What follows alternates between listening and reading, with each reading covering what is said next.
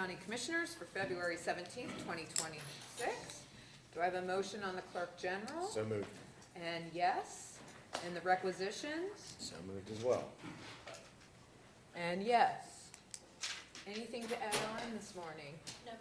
Okay. Seeing none, we just need to wait until the clock turns 9:05. And then we will begin our public hearing to consider the rezoning application of Green Property LLC to rezone approximately 16 acres from single-family residential R1B to multifamily residential with the PUD R3 PUD in Franklin Township. That is a mouthful. Oh, okay. From the township. Okay.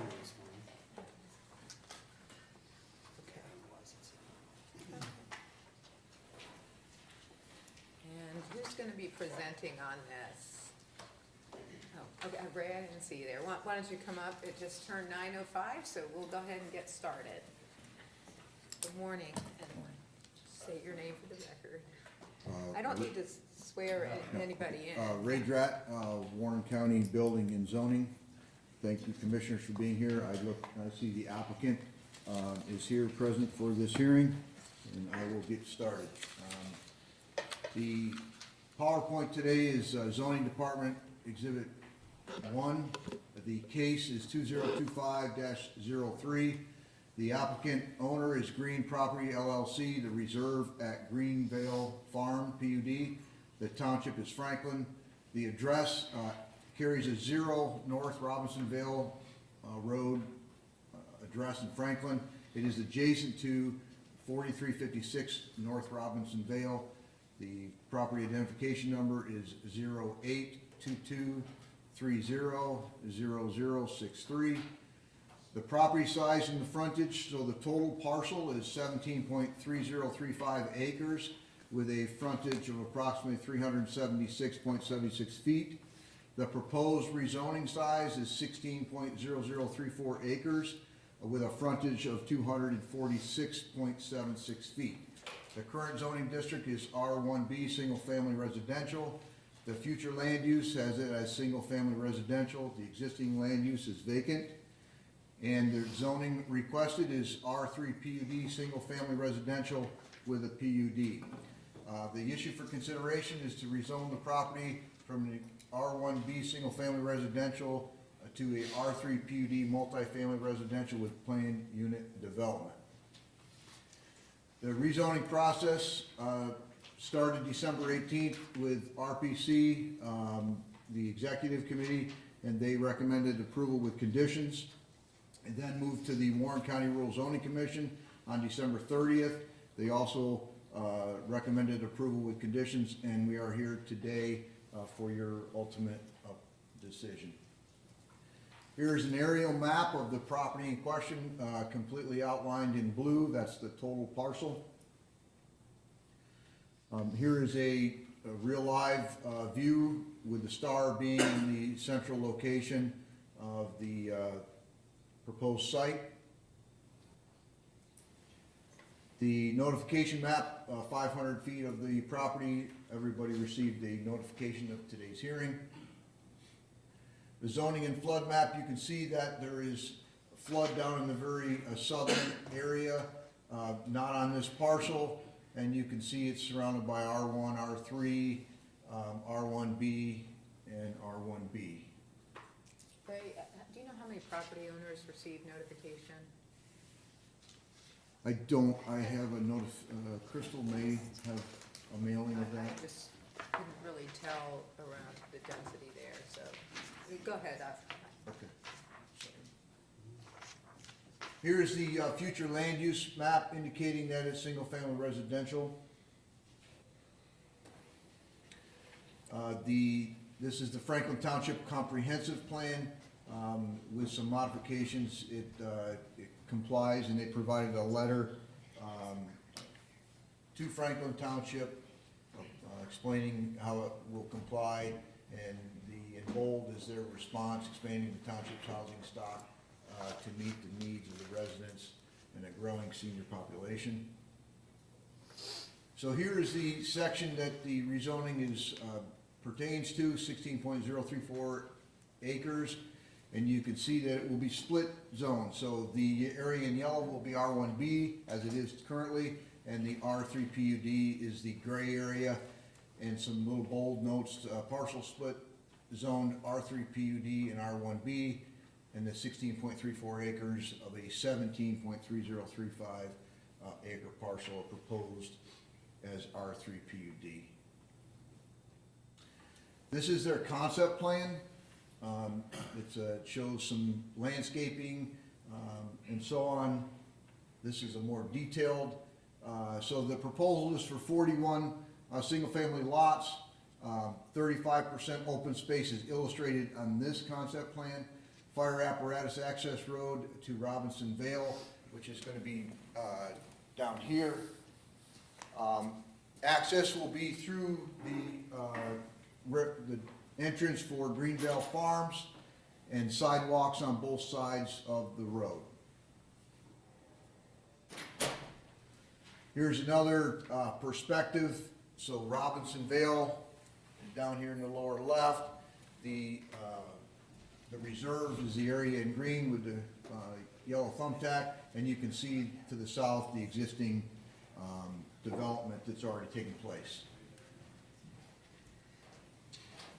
So zoning comparison between what it is currently, the R1B and the R3 PUD. Density is significant, 1 unit per acre.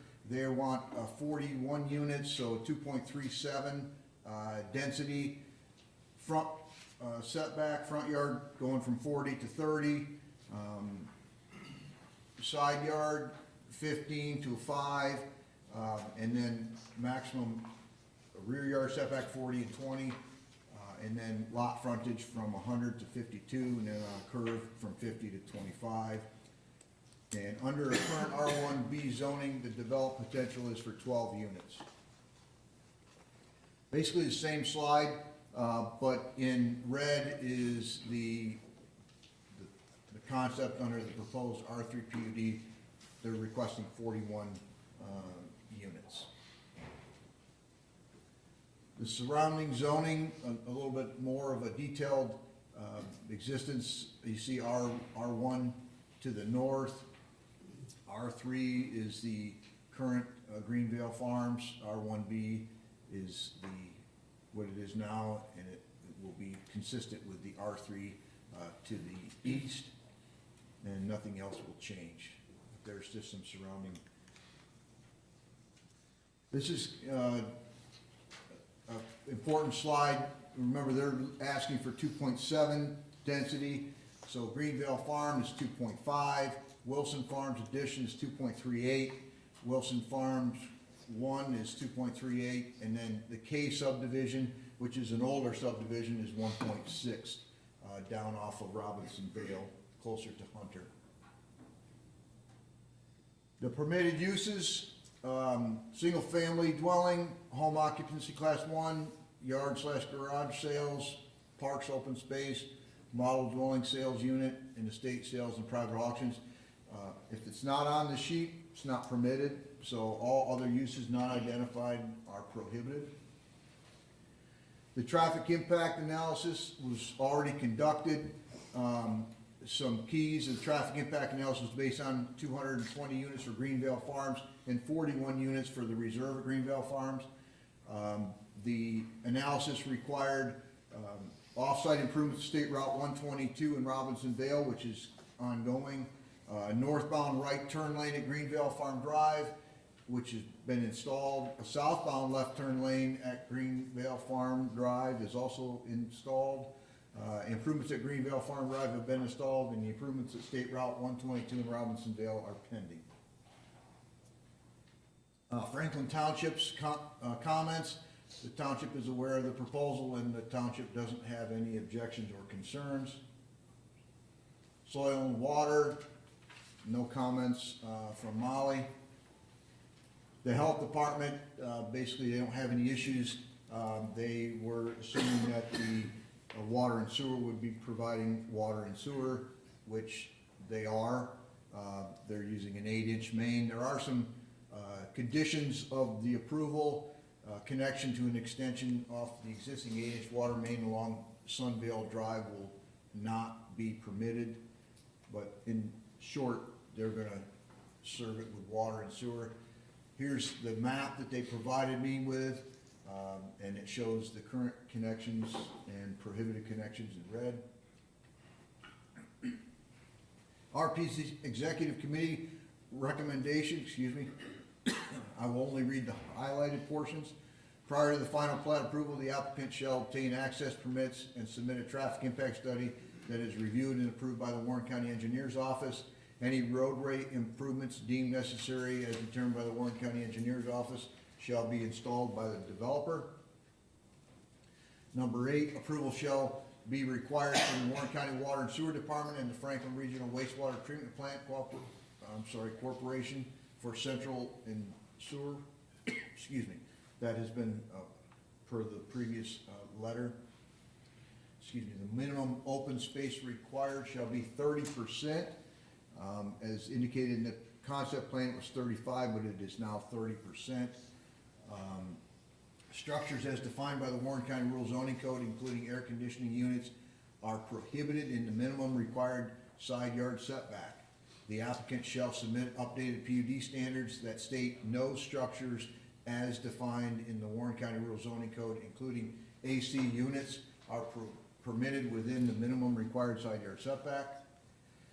The RZC, on December 30th, 2025, the Rural Zoning Commission recommended approval of the reserve at Greenville Farm PUD Stage 1, subject to RPC's recommendations by unanimous vote.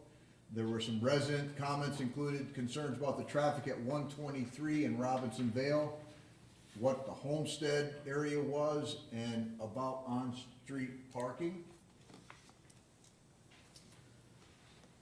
That concludes my presentation. Are there any questions? Any questions? Nope, I do not, thank you. Great, thank you, Ray. Thank you, Commissioner Jones. This time, I guess is the applicant here? Yes, Thomas? Yep. Thank you, Ray.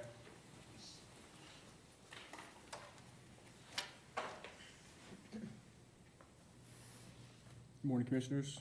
Morning. Thank you. I'm Thomas Krutka. I'm with Synestis. We are the owner and developer at Greenville Farm. I appreciate the opportunity to present to you all this morning. I'll try to be concise and brief. That would be good. Yeah, but ultimately, Greenville Farm, the part that's under construction right now, that is geared towards young families, growing families, move-up buyers, people who are trying to put down roots in Franklin Township for the long term, whereas the reserve is geared towards empty nest, move-down buyers. It's an age-targeted housing product. Ultimately, I feel like those are going to complement each other really, really nicely. And as Ray alluded to, there are, I'd say, major traffic improvements, specifically at 122 in Robinson Vale, that are kind of tied to this project. And you know, even just my experience coming out here over the past couple of years, I do feel like the intersection, you know, is problematic, and you know, we're certainly committed to contributing what we need to contribute to make sure those things are constructed and designed. But ultimately, we're really excited. We think this is in line with the comprehensive plan that Franklin Township adopted last April. And yeah, we'd love to get going on it and keep investing in the community and in Warren County. So I'd be happy to answer any specific questions you have. So, Ray had indicated there were 3 issues that residents had surfaced. You mentioned one of those about the improvements to the intersection there, and you all are committed to doing that. Yeah. There were 2 other issues. One included on-street parking and then, yeah, the other was about the homestead property. Oh, yeah. And I can just show you real quick. That'd be great. So for some visual context, that homestead is right there up along Robinsonville Road in that and that's where orangish color. that's remaining R1. So this strip right here, is Oh, it's gonna remain R1. carved out, yeah, and I can get into why that is, but ultimately, the homestead we also own that as well. It's a 2.5 acre parcel. There's a single family residence and 3 ancillary barn structures. I pointed this out in this presentation because, you know, that's the part that's most visible to vehicular traffic along Robinson Vale. That is going to remain in its current form. We're obviously going to keep it maintained and looking presentable until we kind of, So you own that we own it as piece well, of yeah. property, but Yep. you're carving that out of the R1 to the R3 PUD. Yeah, we're specifically carving out that piece down there at the bottom, because, so, when I first started working on this, I solicited the input of Daryl Cordry, the township administrator, and just said, very high level, like, with this land area, what can we potentially do to be of, you know, assistance or service to the township? And again, very high level, but he said, hey, our fire department, as the department evolves and grows, we may need a spot in the future for a new fire and EMS station. So I don't know if that will ever happen. It could be 5 years, 10 years from now, but ultimately, us doing this right now should theoretically facilitate that in the future if it ever does happen. Because otherwise, I think at that point, if they try to go carve that, and that piece, we need that land area to fit, you know, the footprint of the proposed building. We just use You're an talking example. about the L-shaped piece. Yeah. Yep. Not the homestead Right. piece. So the Yeah, homestead exactly. piece is you intend to preserve what the existing, Yeah, and you can kind of see it's got some nice mature trees on it. I know exactly where that. Yeah, so and ultimately I think that's important because it really does create a nice buffer to what's proposed behind it. So And we so think this will then kind of you're- help retain You're that. carving out this frontage to remain as R1, and potentially that may be a site down the road Yeah. for some other city service or whatever. Yep. And so you're kind of holding that. Yeah, we're just trying to do what we can now to make it a little bit easier down the road. So Well, I'm not sure I understand what that means. Are you intending to develop this with a similar zoning to what you're requesting today? we have. Or are you planning on leaving it the way it is? It sounds like you're gonna develop it later. That's not our intention. I think ultimately we would, so that, the house is currently vacant, right? It was the gentleman's home who we acquired the property from. We would ultimately sell it to somebody to live in at some point, but I'm trying to get the Greenville farm and the reserve. So you don't intend to develop that property? No, You I- intend to sell it as is? Yeah, make some improvements to it, that kind of thing, but ultimately, yeah, we just, and we end up by selling it to somebody that works for So the is this a company or something. farm before you bought it? It was, yes. What were they doing in this farm? That predates my time at Sonesta and my involvement with the project, so I couldn't give you a good answer on that. Okay, thank you. Any other questions? Nope. All right, thank you, I appreciate it. Thank you so much. Okay, is there anyone else here who'd like to speak on this rezoning request?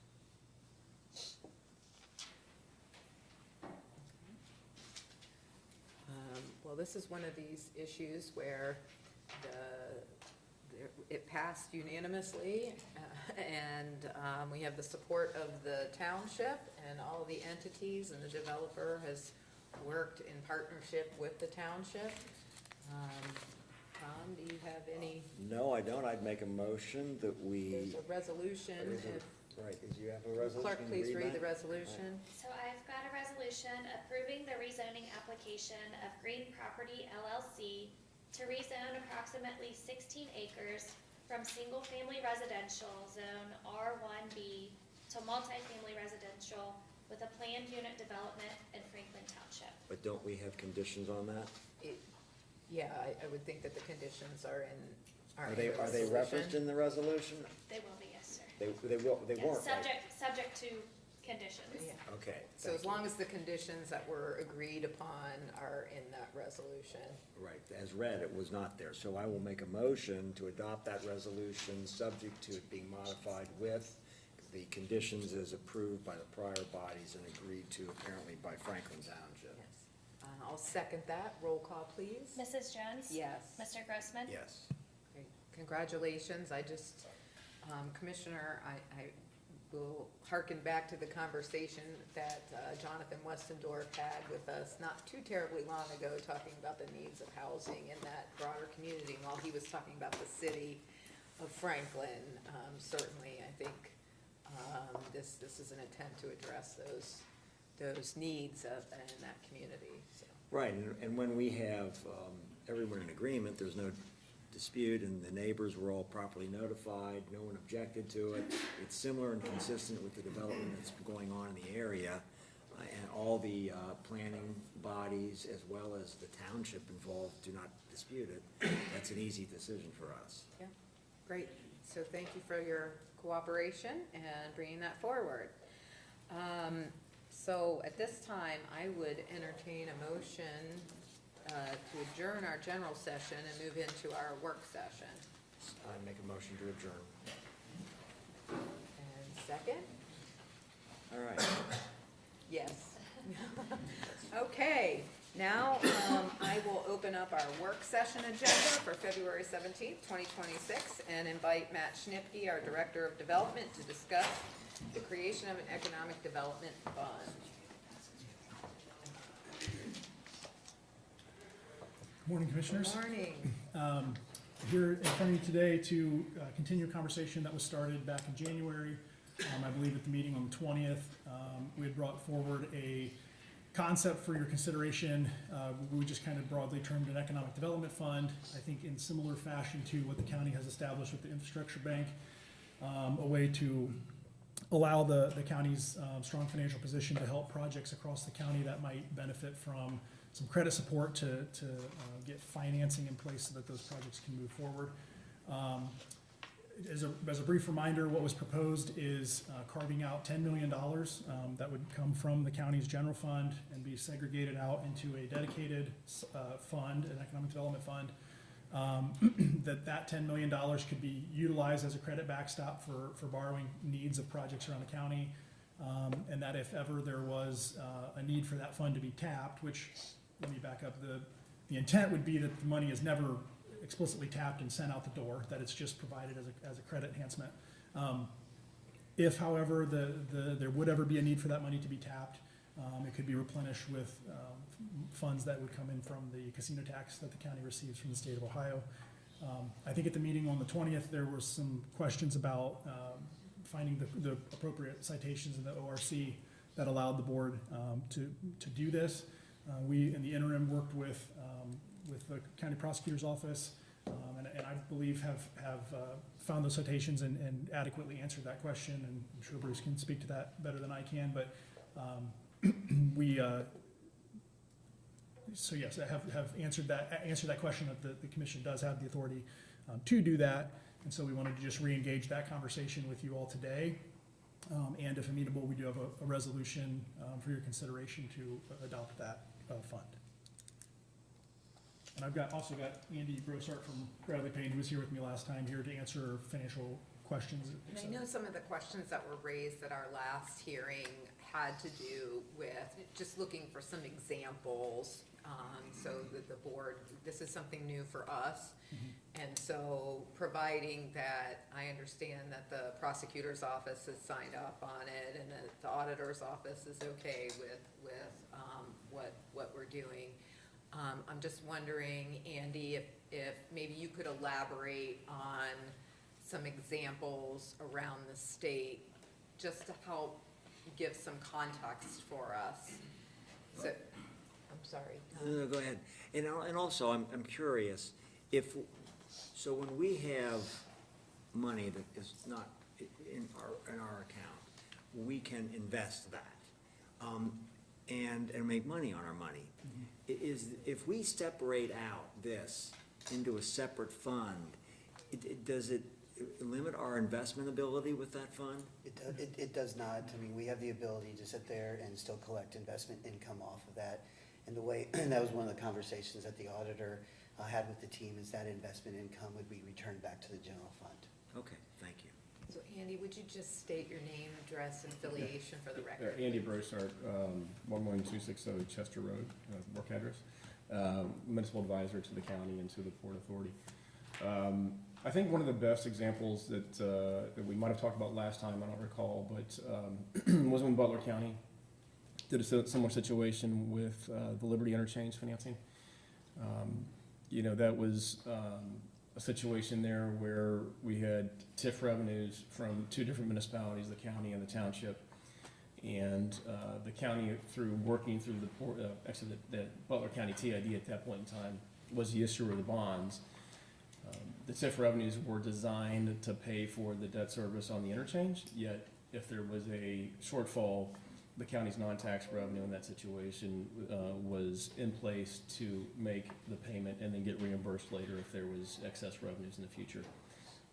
In that situation, it never happened, but that's probably the best example closely tied to here that has worked. And that's the ideal circumstance, is that we pledge those revenues as a credit those resources as a credit enhancement. Yeah. And that if we're doing our job right, that we actually don't expend those resources, they continue to earn whatever interest income on it, and that the project moves forward in good faith and pays back the bonds that they're owed. Yeah, and each one of these deals will have different credit aspects to it. And so, there may be a situation where there's a draw temporarily, but it's designed to make sure that these deals, it's not a grant program, it's not to pay the debt service, it's just simply to be a credit enhancement to help lower the interest rate on the borrowing of what other projects you're looking at. Well, why is it that we can't do that without this fund? That's a legal question. I'd like to defer to, Well, I mean, Mr. you're Bell on creating that, a but, fund, I understand you're creating a $10 million fund for the purpose you're stating. It's non-tax revenues though, correct? in this case, we're using casino tax revenues as the enhancement above the $10 million. Well, why does that make a difference? Well, when an investor's looking at a transaction, they want to see that no matter, in a doomsday scenario, if you will, if it continues to draw or not be sufficient, they're going to want to know that there's other revenues there to support it. So we've got $10 million going into the fund to be the initial startup towards the enhancement program. But yet, if there's a draw on that, they want to know that, look, there's a deep pocket behind it down the road, that if it would happen to go further than that there's other revenue streams consistently besides just a one-time infusion. So this would be set up so that and we would set this up with certain criteria, because obviously, as a county and a government entity, we make, we get about half our money from real estate taxes and the other half from sales taxes and things then like the casino, we get a special tax on that. So we have a constant revenue stream. We have the top bond rating we can have in our county for a public entity.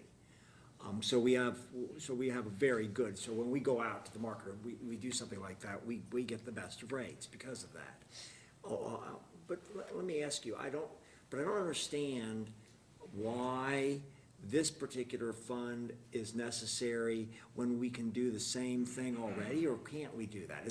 Are we enhancing our ability to do this because we're segregating a fund that we're gonna uniquely say is only backed up by the casino tax? That's right, yeah. And that's an advantage as opposed to all the other taxes that we already get, because we get that plus real estate tax plus sales tax that backs up anything we do.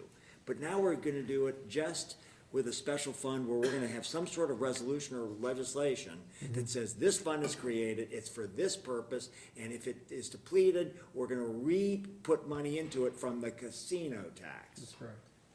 And that's an advantage. It's an advantage. I think it identifies an amount of, current cash on hand, since you've done so well with your balance sheet, that is dedicated towards enhancing deals like this. I've said it all along with communities like yourself who have done a great job with it, with your credit rating, but you don't borrow money, and you pay for cash for everything.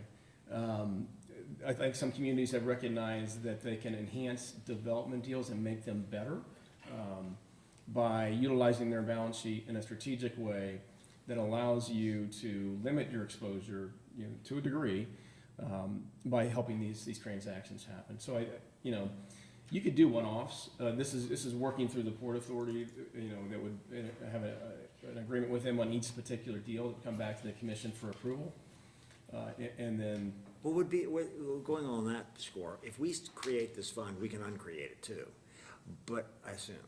You can uncreate it. It's not somehow got some vesting in it that means that we lose control of it. No, you don't lose control over it. Very important point. And two, You could unwind it down the road, but you'd have to still live up to the obligations that are there currently. So you could cut it Well, if the off. fund is obligated in some way for some development, then it's, and then that will be explained in whatever development it is and how it's obligated, correct?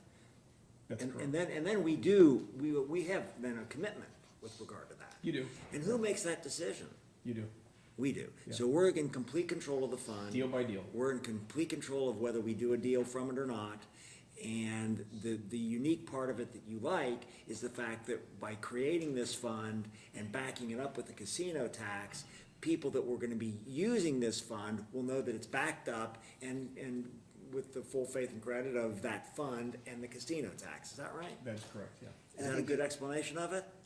I believe so, yeah. Okay. And I think the other part of it is too, is because you're creating this special fund, it is what you just said, is that it is that specific fund that it will be put out into the market, not anything relative to the other taxes that come in the general fund and the full faith of the general fund. So the full faith of the general fund is not put up, just this particular fund is put up. And I think that's a significant. Can that be so limited that way, Bruce? Yes, and that's, Martin's hitting the nail on the head. That's the answer to your question, why can we just not do this without the fund? We want the fund, and in the establishment resolution that you'll be considering today, along with the attached intergovernmental agreement between the Port Authority and the county, expressly provides that in it, and then it provides it in all agreements that you enter into with any developer in the future. We'll have that limited language in it too, that it's not pledging full faith and credit and taxing authority in this county. Okay. Well, thank you very much. Yeah, one other point, I mean, we've put some, I would call some pretty conservative underwriting standards into the fund as well, you know, in terms of the leverage amount that it can handle. You know, so we've got 1.75 times coverage relative to the fund at cash itself, and then 3 times relative to the casino tax with the cash fund. So pretty restrictive, so that we're not leveraging 1-to-1 and making sure that that doesn't happen. And it still provides, I think, you know, on the outset, the range is like $75 million to $90 million of ability borrowing capacity within the fund. Again, you guys decide which one you want to do. You could shut it off after 3. You know, that's up to you. And do any other counties, have any other counties done this? I have to defer to Caleb on that, I think. The answer is yes. Yeah. Matt obtained from us the program from Delaware County, which we often hear is most comparable to Warren County. And then also, if you look to CCAO guidance, their county handbook related to economic development sites, this an economic development fund program that Montgomery County uses. So yes, other I think counties. Franklin's got it too. Well, that helps me too, because if we were the only ones that were doing it, I would wonder why we're the only ones, and having precedent with it makes me more comfortable with it. You know, and most recently, getting ready to happen soon, Franklin County and the city of Columbus are using some sort of a same arrangement to support the renovation of Nationwide Arena. So it happens out there, and those revenues really aren't designed to be the payment source, but yet to be an enhancement. Okay? Any other questions, Matt? Anybody else you'd like to? No, the only thing that I would add is, as we talked about before, is that one other characteristic we would anticipate is, you know, if there are deals to be brought back in front of the board, as Andy mentioned, on a project-by-project basis, that we would, be requesting that the communities that are coming to the table also have some skin in the deal, so it's not just the county commission that's, providing a risk or credit enhancement. I would imagine that would be a requirement of this board, regardless. Well, very good. Thank you. So there's a resolution.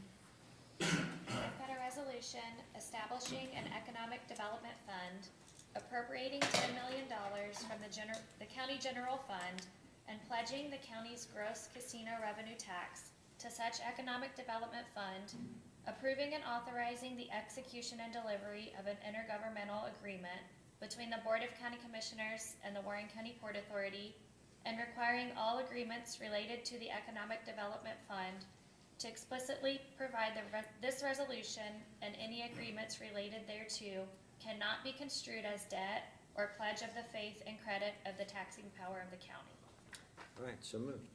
Second, roll call, please. Mrs. Jones? Yes, Mr. Grossman? Yes. great, thank you, and Thank you, ma'am. come forward.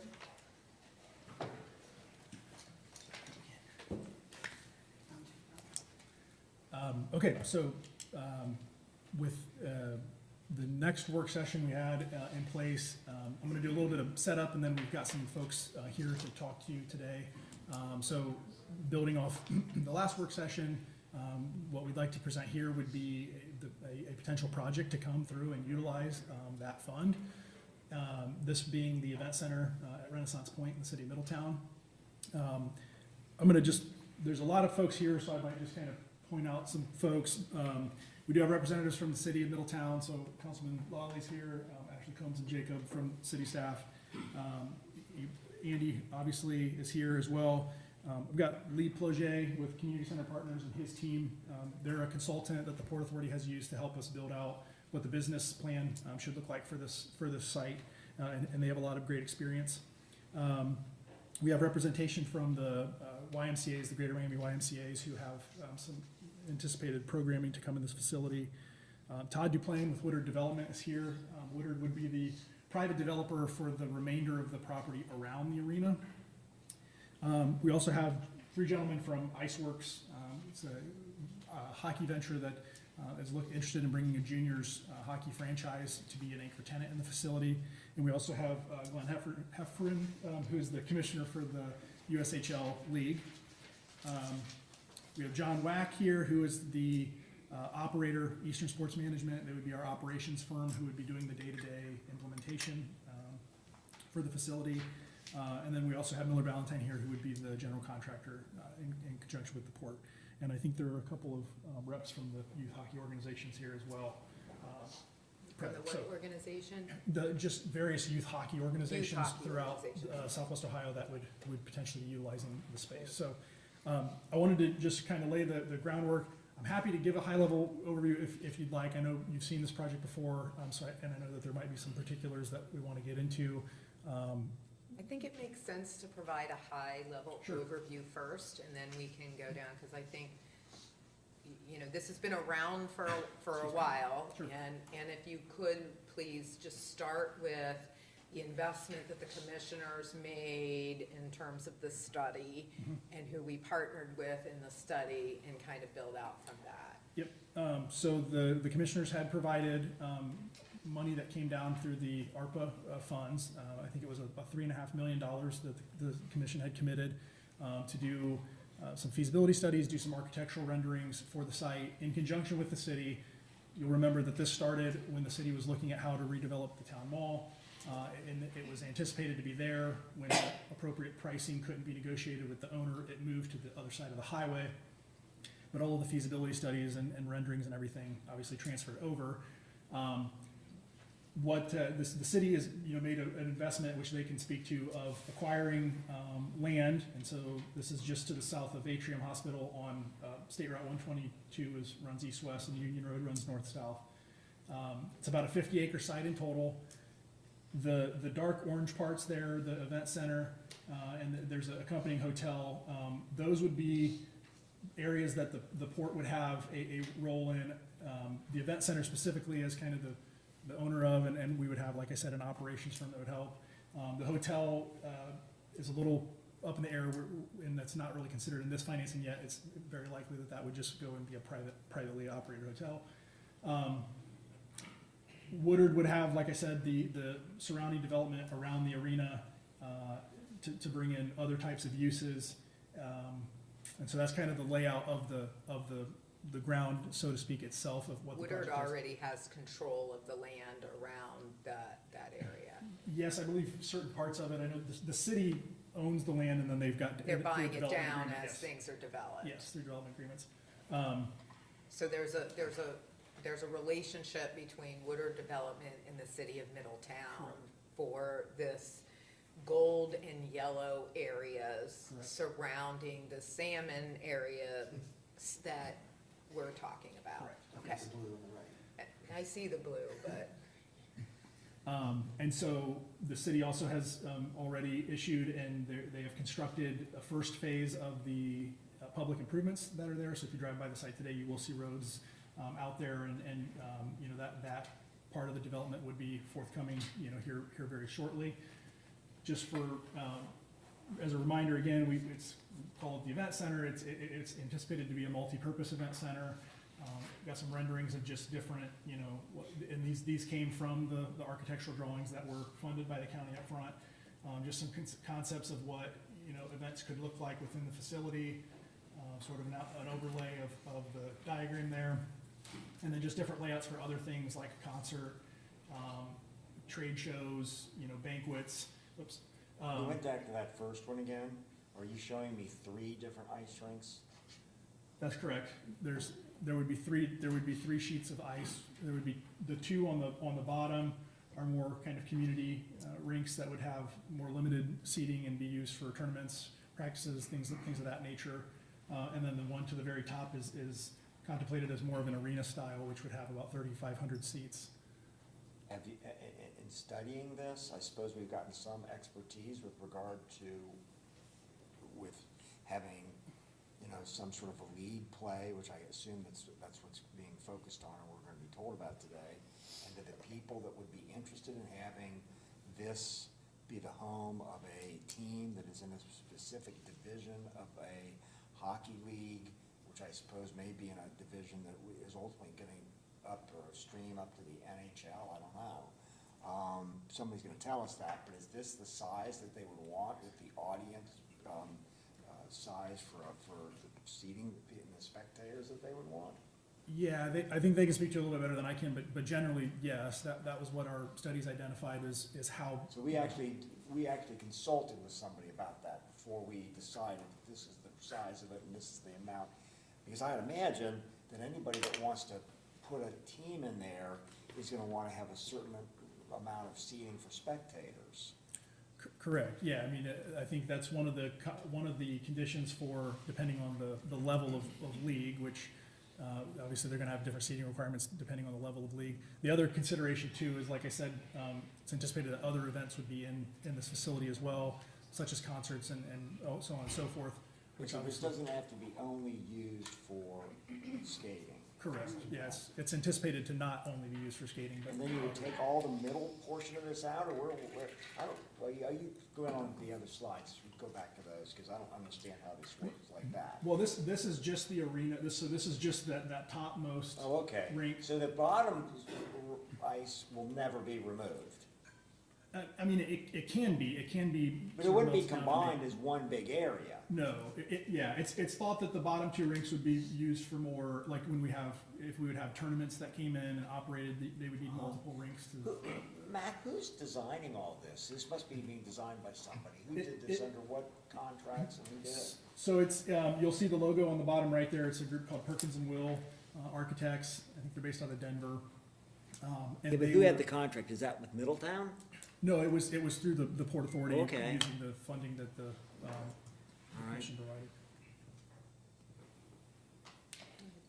So I'm gonna turn it over now. I'm gonna have the city of Middletown come forward and just kind of give their perspective of the importance of the project, and then I think Andy will come back up, and then we've got, like I said, a host of other folks to maybe just give some brief remarks and answer questions that you may have. Great, thank you, Matt. And I'm just gonna have you state your name and address and affiliation for the record, please. Absolutely. Thank you all. Jacob Schulte, Acting Director for the City of Middletown's Community and Economic Development Department. Address 1 Donham Plaza, Middletown, Ohio, 45042. First off, I'd like to start out by thanking the county for the opportunity to speak on behalf of this partnership and to really kind of take a moment to talk through Middletown's commitment, our investment, and our involvement in this project to date, and our interest in the continued partnership here. For nearly 5 years, Middletown has rigorously worked alongside Warren County staff to help bring this project to fruition. The culmination of the project's current location, Renaissance Point, has been strategically planned and developed through the collaborative efforts here, as Matt alluded to. Stole a little bit of my thunder on some points, but between the City of Middletown, Warren County, Port Authority, and Woodard Development. We fully understand the magnitude of the significance of bringing this investment to this corner of the county, and we're trying to be proactive to help plan this together and to bring all these pieces together to make this project work. The City of Middletown, as Matt alluded to, we've already acquired the site. attempted to strategically sequence the infrastructure kind of in two phases. So the phase one of the infrastructure on the site plan is pretty much the surrounding out parcels and the access to the arena portion itself. I'm just gonna go back. Perfect. Thank you. Jacob, if you need to, you can go to the map, because there is a microphone up there. Okay, perfect. As you kind of see, Renaissance Point, it's broken down into about 4 quadrants there. Phase one infrastructure had pretty much got the infrastructure, the road work, the utilities through the first kind of 3 external quadrants. That feeds the servicing for the out parcels as well as getting to the arena itself. And we're pretty much set up and ready to go today on getting the phase 2 infrastructure, kind of that final southwest quadrant, or southeast quadrant, if you will, where the arena is located, to try to get that infrastructure underway. The rest of the phase 1 infrastructure, we broke ground on that in June of 2024. It's already completed. Through our collaborative efforts with Woodard Development, we've already identified and have broken ground on a Sheetz gas station on that northwest quadrant, northwest corner of Renaissance Point, as well as moving underway with some other really exciting opportunities and development interests to help feed those out parcels. Working through this project, working through the financing, the city has leveraged tax increment financing, a TIF, on the site. We constituted a new community authority, and we've been proactive at attempting to leverage additional resources at the state level to help try to bring this project forward.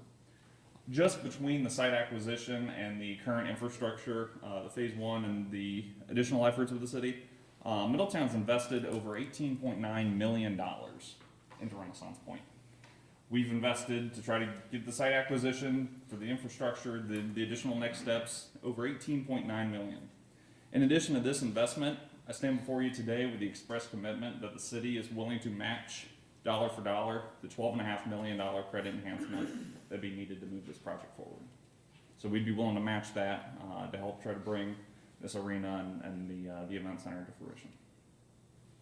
The arena overall is a shared asset. I think Matt kind of helped in some of the visuals and the descriptions, all the different opportunities, not only with the ice rink, but the ability for a trade show, an event center, community asset, not only for Middletown, but the county as a whole. You know, Middletown wants to be more proactive on the tourism end of this end of our community to help really leverage and put our best foot forward on the interstate, as well as our gateway into Warren County and this portion of the city. So we respectfully ask with all that to advance this consideration, and I think together we can really make this arena a really impactful piece of the city, as well as the county as a whole. So appreciate the opportunity. Thank you for being here today. I just want to say how much I appreciate the collaboration that the county and the Port Authority has had with the city. It's the first time in my tenure that, you know, we've had this kind of robust dialogue, and it's been many years in the making, but it's super exciting. I live in this general area, quadrant of the county, so I've watched a lot of the infrastructure be put into place, and what I appreciate is this parcel of land is going to be developed, and I appreciate thinking about more than another McDonald's. Nothing wrong with McDonald's or any of our favorite fast food restaurants being right off the interstate, and using this as an opportunity to be a real economic development engine to support our, you know, for us, we're, you know, I think we have to be more and more mindful about sales tax opportunities, given the pressures on property taxes and the continued pressures of perhaps some revenue streams going away. So I just wanted to thank you and the city and our colleagues with the city, and just being really thoughtful about how to use this property in a way that is additive for the community, rather than simply having another box store or chain restaurant.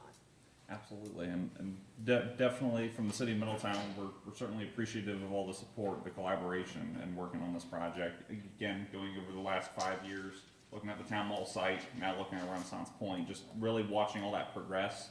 And again, to put Middletown and our best foot forward on the east end of town. not only for our gateway into the rest of the city, but the gateway from 75 into the Warren County area. It's definitely been impactful, and we've appreciated that support. Well, I have some questions for you. And by the way, you know, I really became familiar with this territory and in this region. I went on the board of the Middletown Regional Hospital when it was called that, and when it was located down in the heart of a residential neighborhood. You probably know where it is. And then they were working on a new site. They originally wanted to get on a site on Green Tree Road and have a full interchange there. But when that was not successful, for a variety of reasons, and I was trying to help them with that, they moved to the site just north of this. And I was on the Atrium board for 16 years. And one of my fellow board members is here today, Larry Hollingshead. And he was active with that. And I'm not even sure whether you still are or not, but in any event. So I'm curious about why ice rinks.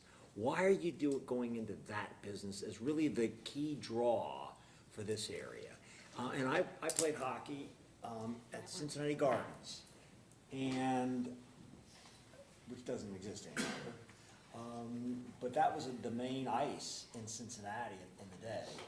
And I played that through high school there at that location.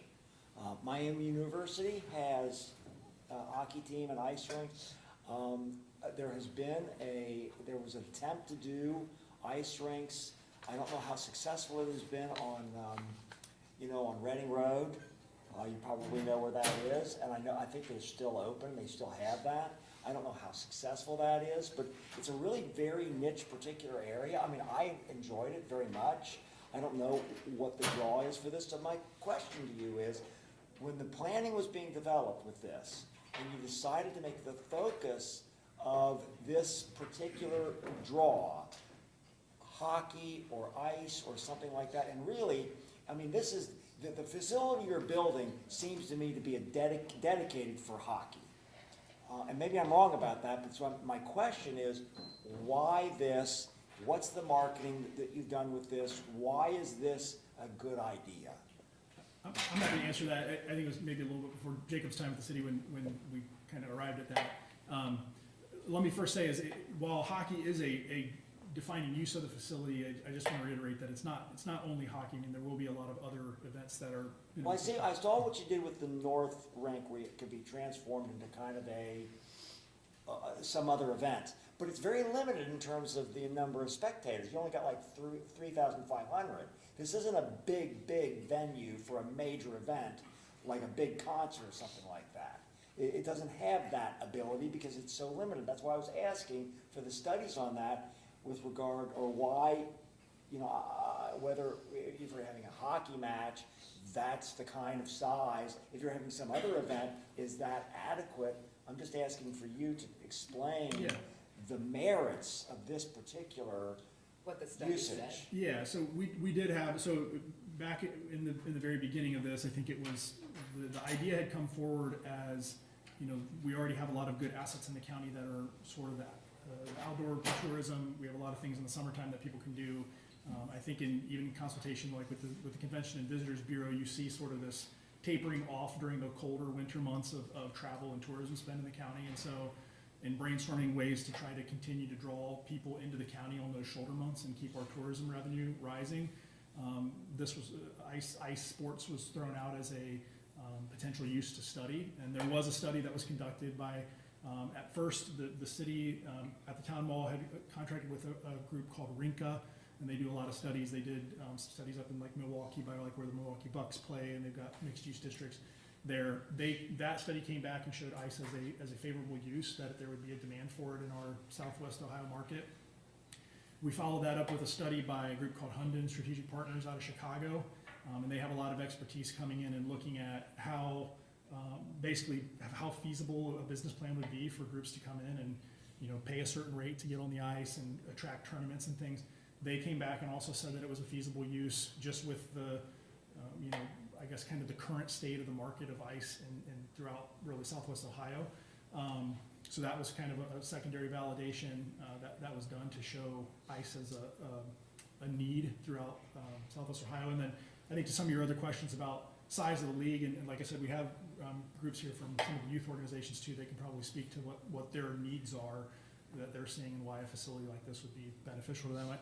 I want to maybe pose a question, because I know a lot of the conversation, I think we want to have Andy come back up and kind of talk through the financial ask of that, but would it be beneficial to hear from some of the other parties here first? Yes. Or what? Yes, for Okay.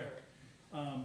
Has the study been validated, Matt? It has, yeah. So actually, Lee, do you want to maybe come up and talk through, Lee with Community Center Partners, they're the consultant that helped the port through these studies and validation. So I'll ask Lee to maybe come up and speak to that. Thank you. Morning, thank you, Morning. Commissioners. Can you just state your name and address for the record, please? My name's Lee Cloget, 273 South Court Street, Gilbert, Arizona. I am the president and CEO of Community Center Partners of Ohio. We develop and build sports, entertainment, and hospitality projects throughout the United States and Canada. And before I get started, talk a little bit about how we got here, which I think is kind of important. I really want to say, and this kind of illuminated this morning when I was talking to the commissioner of the USHL, that, you know, on behalf of the thousands of kids that are going to come through this facility in the generations to come, you know, I say thank you, because these kids, being a father of 5 and grandfather of 7, I've lived it and I've seen it. These kids are going to learn about health, wellness, fitness, nutrition, and sports. They're going to learn how to win, and they're going to learn how to lose. But most important, they're going to forge relationships and friendships that are going to go on for quite a while. The other point I want to make is that this is really about the families. And Commissioner Grossman, you brought up a real interesting point on this so-called disruptive model of a mixed-use complex and concept like this, which is kind of the industry standard today, is that the families in this community are going to enjoy, over the years, the use of events, concerts, convocations, graduations. Going to be proud sponsors of the USHL team, which is a big deal. And being a hockey player, I think, Commissioner, you understand what that means. That these families are really going to experience community. That's what this is really all about. You know, and I'll go on to say that what's really important to me, you know, as a civil engineer, structural engineer, and a builder, is what we like to define as the foundation, you know, of our project. And in this case, this foundation is really made up of 3 piers, and that's the county, the city, and the Port Authority that formed this foundation system 5 years ago. And you heard a little bit about that previously. And that foundation was formed on a vision for that foundation to support a public-private partnership, which is what this is. And this is a very unique complex from the evolution from day one. And that foundation system, you know, I define as really the will of government, because that's really what this is all about. And all my 40 years of being in this business, this is the first time that I have seen a cooperative, collaborative effort by not only the city and the county and the Port Authority, but the state of Ohio also. And everybody behaving to support a common good. But the will of government here is really critical. And over the last 5 years, a little bit about what's been happening, because I think, Commissioner, you kind of started leaning into this direction of feasibility and so forth. We began this journey of discovery, the best way to describe it, to understand what are we going to build, how are we going to do this, and why are we doing this. The what began with what we call a dream sheet that went out to many of the users and folks in this room today and our partners. And that dream sheet was a questionnaire that said, if we embark on this journey, what does this facility want to be? What does it need to be? And those questionnaires came back. They were organized, disseminated, filed, went to Mr. Architect, and came back as the program that we have today.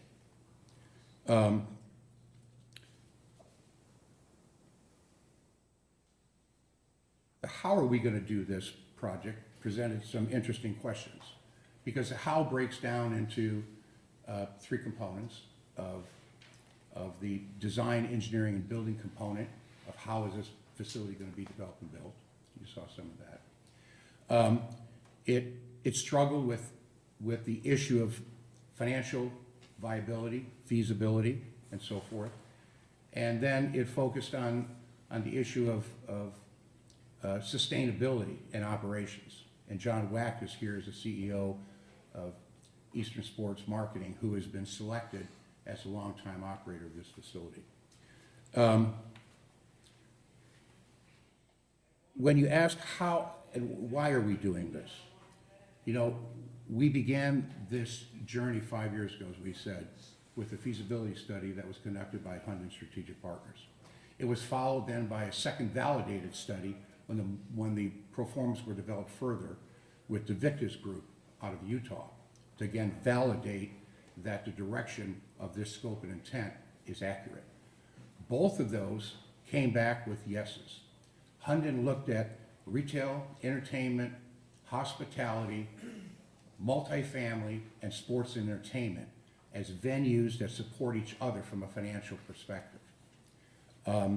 Victus came back with similar comparison analysis on ice utilization, on events, concerts, and over 50% of the revenue generation in this facility is not ice. It's other venues, which is quite interesting in the disruptive sense of a model. This is not an ice rink we're building. This is a multi-use sports entertainment facility with food and beverage and so forth. One last comment with respect to the feasibility study that was conducted. An interesting conclusion came out of that 750 jobs are being created. These are full-time jobs. Over 1 million visitations a year. $1.4 billion in new spending. 12 million in county taxes and 49 million in additional taxes and NCA revenues. So I conclude by saying the real reason that we're doing is putting aside the economic benefit analysis because it's a great thing. The real reason we're doing this, and we've all been here for 5 years working really hard, is really about the kids and the families. That's what this really is about. And I conclude by saying, you know, thank you, you know, for your leadership and your will of government, because without that, we wouldn't be here today. That's how complex these projects are, and with the will of government, we're here. So I say thank you. Okay, but I'm wondering, you're looking at this, and you could have done, because when you're planning this, you can do any sports activity if that's what you're focusing on. Was the idea to do something that drew a particular sport, and then you're looking at and saying, well, I think we ought to do hockey. Is that how that happened? Hockey was one of the venues that was being discussed with respect to indoor sports. We looked at indoor soccer, which is an option that can be played here, lacrosse. We looked at basketball, hard court floor options, which can happen here. Can happen here, or it's not gonna happen here now because you're gonna go ice? It can happen here that when we convert the floor, the arena floor, to another use, the ice doesn't get melted or go away. We have overlayments that go over the top of the ice, and then either grass goes on or carpeting or whatever the hard So floors. the plan here is to have a multi-use facility for multiple types of sports? That's right. I mean, it's, it could be a use, and that's, I was gonna maybe suggest having, John Wack with Eastern Sports Management, who's the operator. They have a lot of, experience operating facilities similar to this throughout the country. So maybe just come up and kind of talk through what that actually ends up looking like. Okay, sure. Thank you. Thank you, Lee. Good morning. Can you just Good morning. State your name and address and affiliation for the record. Sure, my name is John Wack. I live at 915 Hanover Street, Fredericksburg, Virginia. I'm the president of Eastern Sports Management. To answer your direct question, before I get into my general spiel, we have identified in the local community enough demand for ice time and enough demand for concert space that currently in the model, we don't have to plan for basketball or volleyball or any of the others. We have the ability to do that if the demand that we've identified doesn't materialize. So right now, the other sports are a little bit of a backup plan. But we have, and some of the groups are here, we've identified through contingent contracts for use, enough groups locally to utilize the ice that we don't have to break the ice down and put in basketball courts to get full utilization of the facility and meet the financial operating goals of the facility.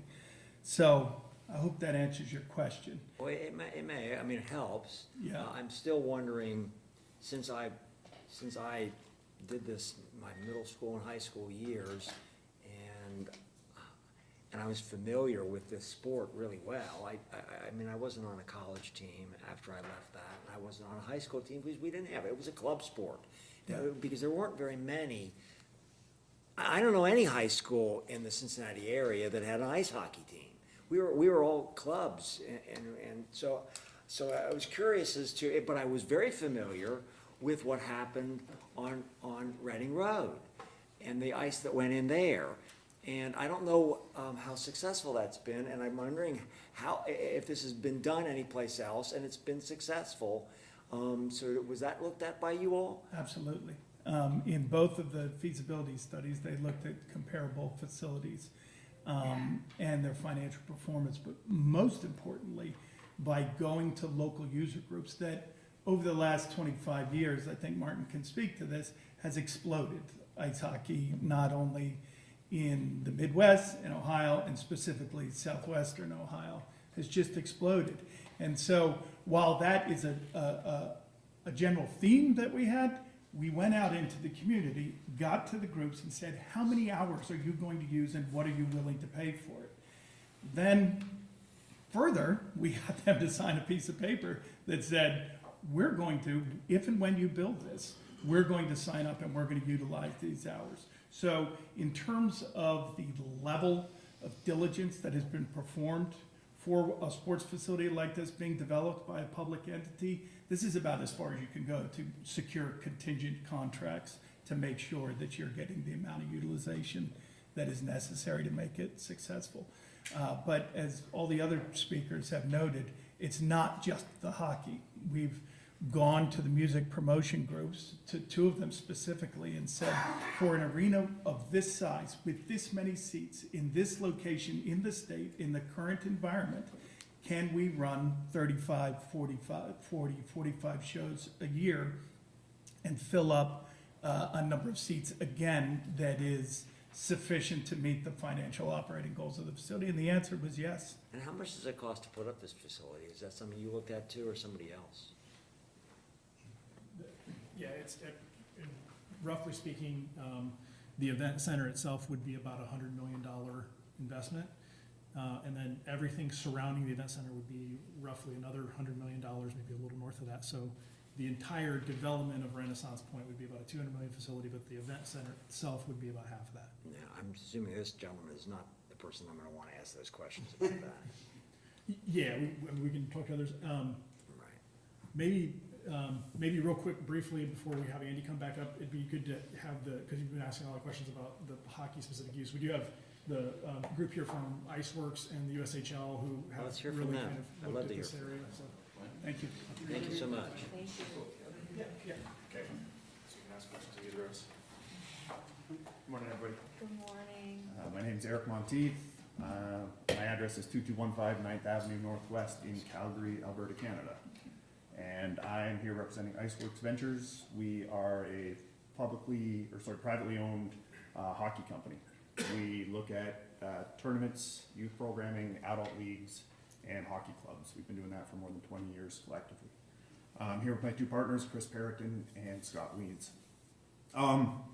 So I guess more directly to your question, we've spent 2 years looking for a location for a hockey franchise. The selection of Middletown has been very intentional. I guess 2 years ago, we started talking to commissioners around North America at some of the highest levels of junior hockey. And junior hockey in itself really focuses on 16 to 20-year-olds. And we've really seen growth in that area. And we brought Glenn Heffern from the USHL to talk a bit about that league specifically. Commissioners, thank you so much. Staff, appreciate it. Glenn Heffern, 251 East Glen Avenue, Ridgewood, New Jersey. It's a little travel from home, and I'm delighted to be here. This is my second trip out. The USHL is something we're very proud of the work we've done so far. We are into our 25th year as the nation's only Tier 1 junior league. You will see we're right in the middle of the Olympics. There are 45 USHL alum on 11 of the 12 countries that are playing in the men's Olympic 22 on Team USA alone. JT Miller, a resident of Ohio and grew up playing here. His brother Matthew also played at Ohio State and played in the USHL in Youngstown, Ohio. So the ability to develop players for the National Hockey League and NCAA college is, for our sport, is unlike any other sport. We don't do the same things that happen in all of the other sports. 95% of Division I college hockey will play in junior hockey. 50% of them actually come out of the USHL, and we have about 27% of the NHL alumni, which is pretty remarkable, more than any other league in the world. So very proud of that. We have a very close tie to the National Hockey League, but is not public yet. There'll be a pretty sizable announcement coming out of the National Hockey League. We're in a public meeting, I'm just Yeah, I reminding know, you. I know. Hopefully there's not reporters watching, but we've got a big announcement coming out of the National Hockey League. I believe a letter was sent. You have a letter from Deputy Commissioner Daly, and I highlighted to our group his last comment about if there's anything you need, please feel free to reach out. One of the greats, I find that these multi-surface facilities actually are probably the most successful because you have the ability to shut down the main arena for concerts and other events while the team continues to still practice using one of the other services. And so that's very common in our league. We have several teams that have that arrangement where they have to practice in the smaller building because there's a concert or a trade show or something else happening. So that's a very common thing. With respect to the NHL, and I don't want to speak on behalf of them, I just am aware of what they do. They have what's called an industry growth fund. And they are starting to work with our teams directly to fund learn to play, grow the game initiatives where they actually provide equipment and instruction and so on, where normally that has been delegated to the individual NHL teams to manage. Now they're starting to work directly with us. So we have the ability to bring these kinds of learn to play programs and funding and resources and tap into the NHL and their growth fund to be able to do those things. We are given a mandate now by the NHL to grow. And this region becomes very important to us. We have other markets that we're also looking at, but growing this section of our league is very critical. Indiana, Ohio, and a little bit further east. So this location is impeccable, and so we're really grateful for the opportunity to be here. And I think the first presentation I saw, there was a USHL logo at center ice, and I said, wow, that's great that they put that in their presentation. So we were really proud of that. I'm certainly happy to answer any other questions about the game and what we do. The one thing I will tell you that I find to be most important, these young men are very invested in their communities. They are asked to go to schools and do reading with kids and go to the hospitals and visit kids that are there. And so they are very entrenched, they're billeted, they live with local families, and those relationships last forever. You hear these stories of, Stanley Cup winners bringing the cup and going back to their community where they played junior hockey to bring the Stanley Cup to their billet family and have a big party around it. So there is a very tight bond, and it's a lifelong one. And it's part of our process of player development that they are very integrated in all of the things that happen within a community. I'm just speaking specifically to the Renaissance Point development. As I mentioned. Just step in a little bit so you're picked up on the Sorry. mic, please. You know, as we met with Glenn and got to know him better and had looked at the various leagues around North America, when we look at the Renaissance Point development, the 3,500 seats, Commissioner Grossman, I think you had a question about that. That is an ideal capacity for a USHL team. Some of the other junior programs are maybe at a lesser level, a little too big, probably. So the average attendance is about 2,400 for the various teams across the league. The venue itself will really create a really nice atmosphere. It's the right size for this league in particular.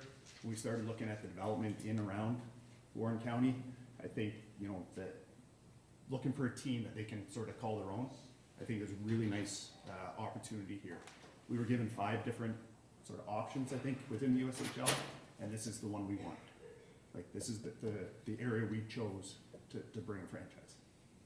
And that seating, we go by capacity, not necessarily seating, so if there's 3,500 seats, our minimum requirement is a capacity of 3,000. So all of our venues have standing room and so on, and I guess even when you take a floor out, it's 17,000 square feet is the rink, so that probably adds another 1,500 seats or so for other events, but for our purpose, we go by capacity, and 3,000 is our minimum. We do have one team that will be in a venue that's smaller than that. It's a brand new facility, $80 million, but it's owned by an NHL team, and they operate the Chicago Steel. So with them, they were given an exception because it's all part of their training center.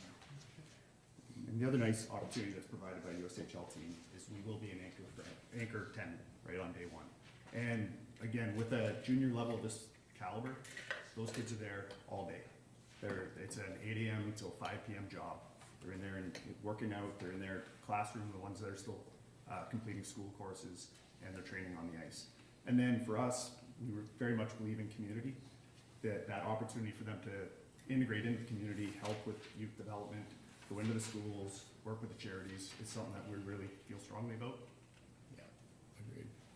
Is there any urgency to us making a decision about this with regard to your involvement in this project, with regard to how quickly it should be built, get under contract, and be available for a team in your league to be there? So, as you can imagine, the league starts in September. If the project is delayed, the league season doesn't get delayed. So for us, we have committed to the 27-28 season, so there is some urgency in getting construction started, for sure. Okay, so let me delve into that.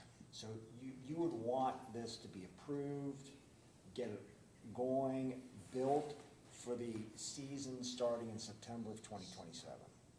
Yes. And so how quickly would this need to go forward in order to meet that timeline? Well, our understanding is that, you know. Maybe that's a Matt question. Speak to that, is that is within the current timeline. Yeah, well, walking up here is Dave.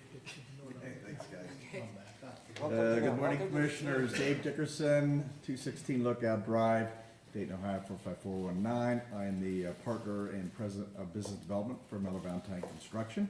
We've been engaged with this project for approximately 2 years, worked with the county and the Port Authority, putting together design partners to work on the project, a team very collaborative to accelerate the process, meet a budget that meets expectations, and timeline that meet expectations. So to your point, getting started as quickly as possible is fairly critical to meet the time frame that was mentioned here. So we're anxious to get started. We need to go back out in the market to confirm some of our findings that we've been doing on a periodic basis over the last 2 years, but we feel very confident that we can meet expectations. Okay, so the answer to my question is if you look at a timeline, how quickly does this board need to make a decision to go forward with whatever we need to do to help with this project, and then to meet the timeline that I was just told, which they want to have this thing open, operational for the 27-28 season? So to go through design and construction, you're looking somewhere between 18 to 24 months. Okay. Well, that doesn't sound like the fall of 27.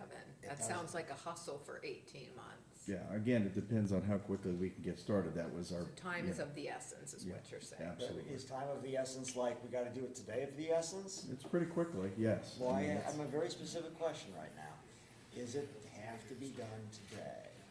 Or we are missing, because this is so crunched, that this is critical. And the reason, one of the reasons I'm asking that is while Shannon and I are here, I'm sorry, Commissioner. Shannon's fine. Okay, it's not protocol. Okay. So while we're here today and we have the ability to make decisions, we have an empty chair.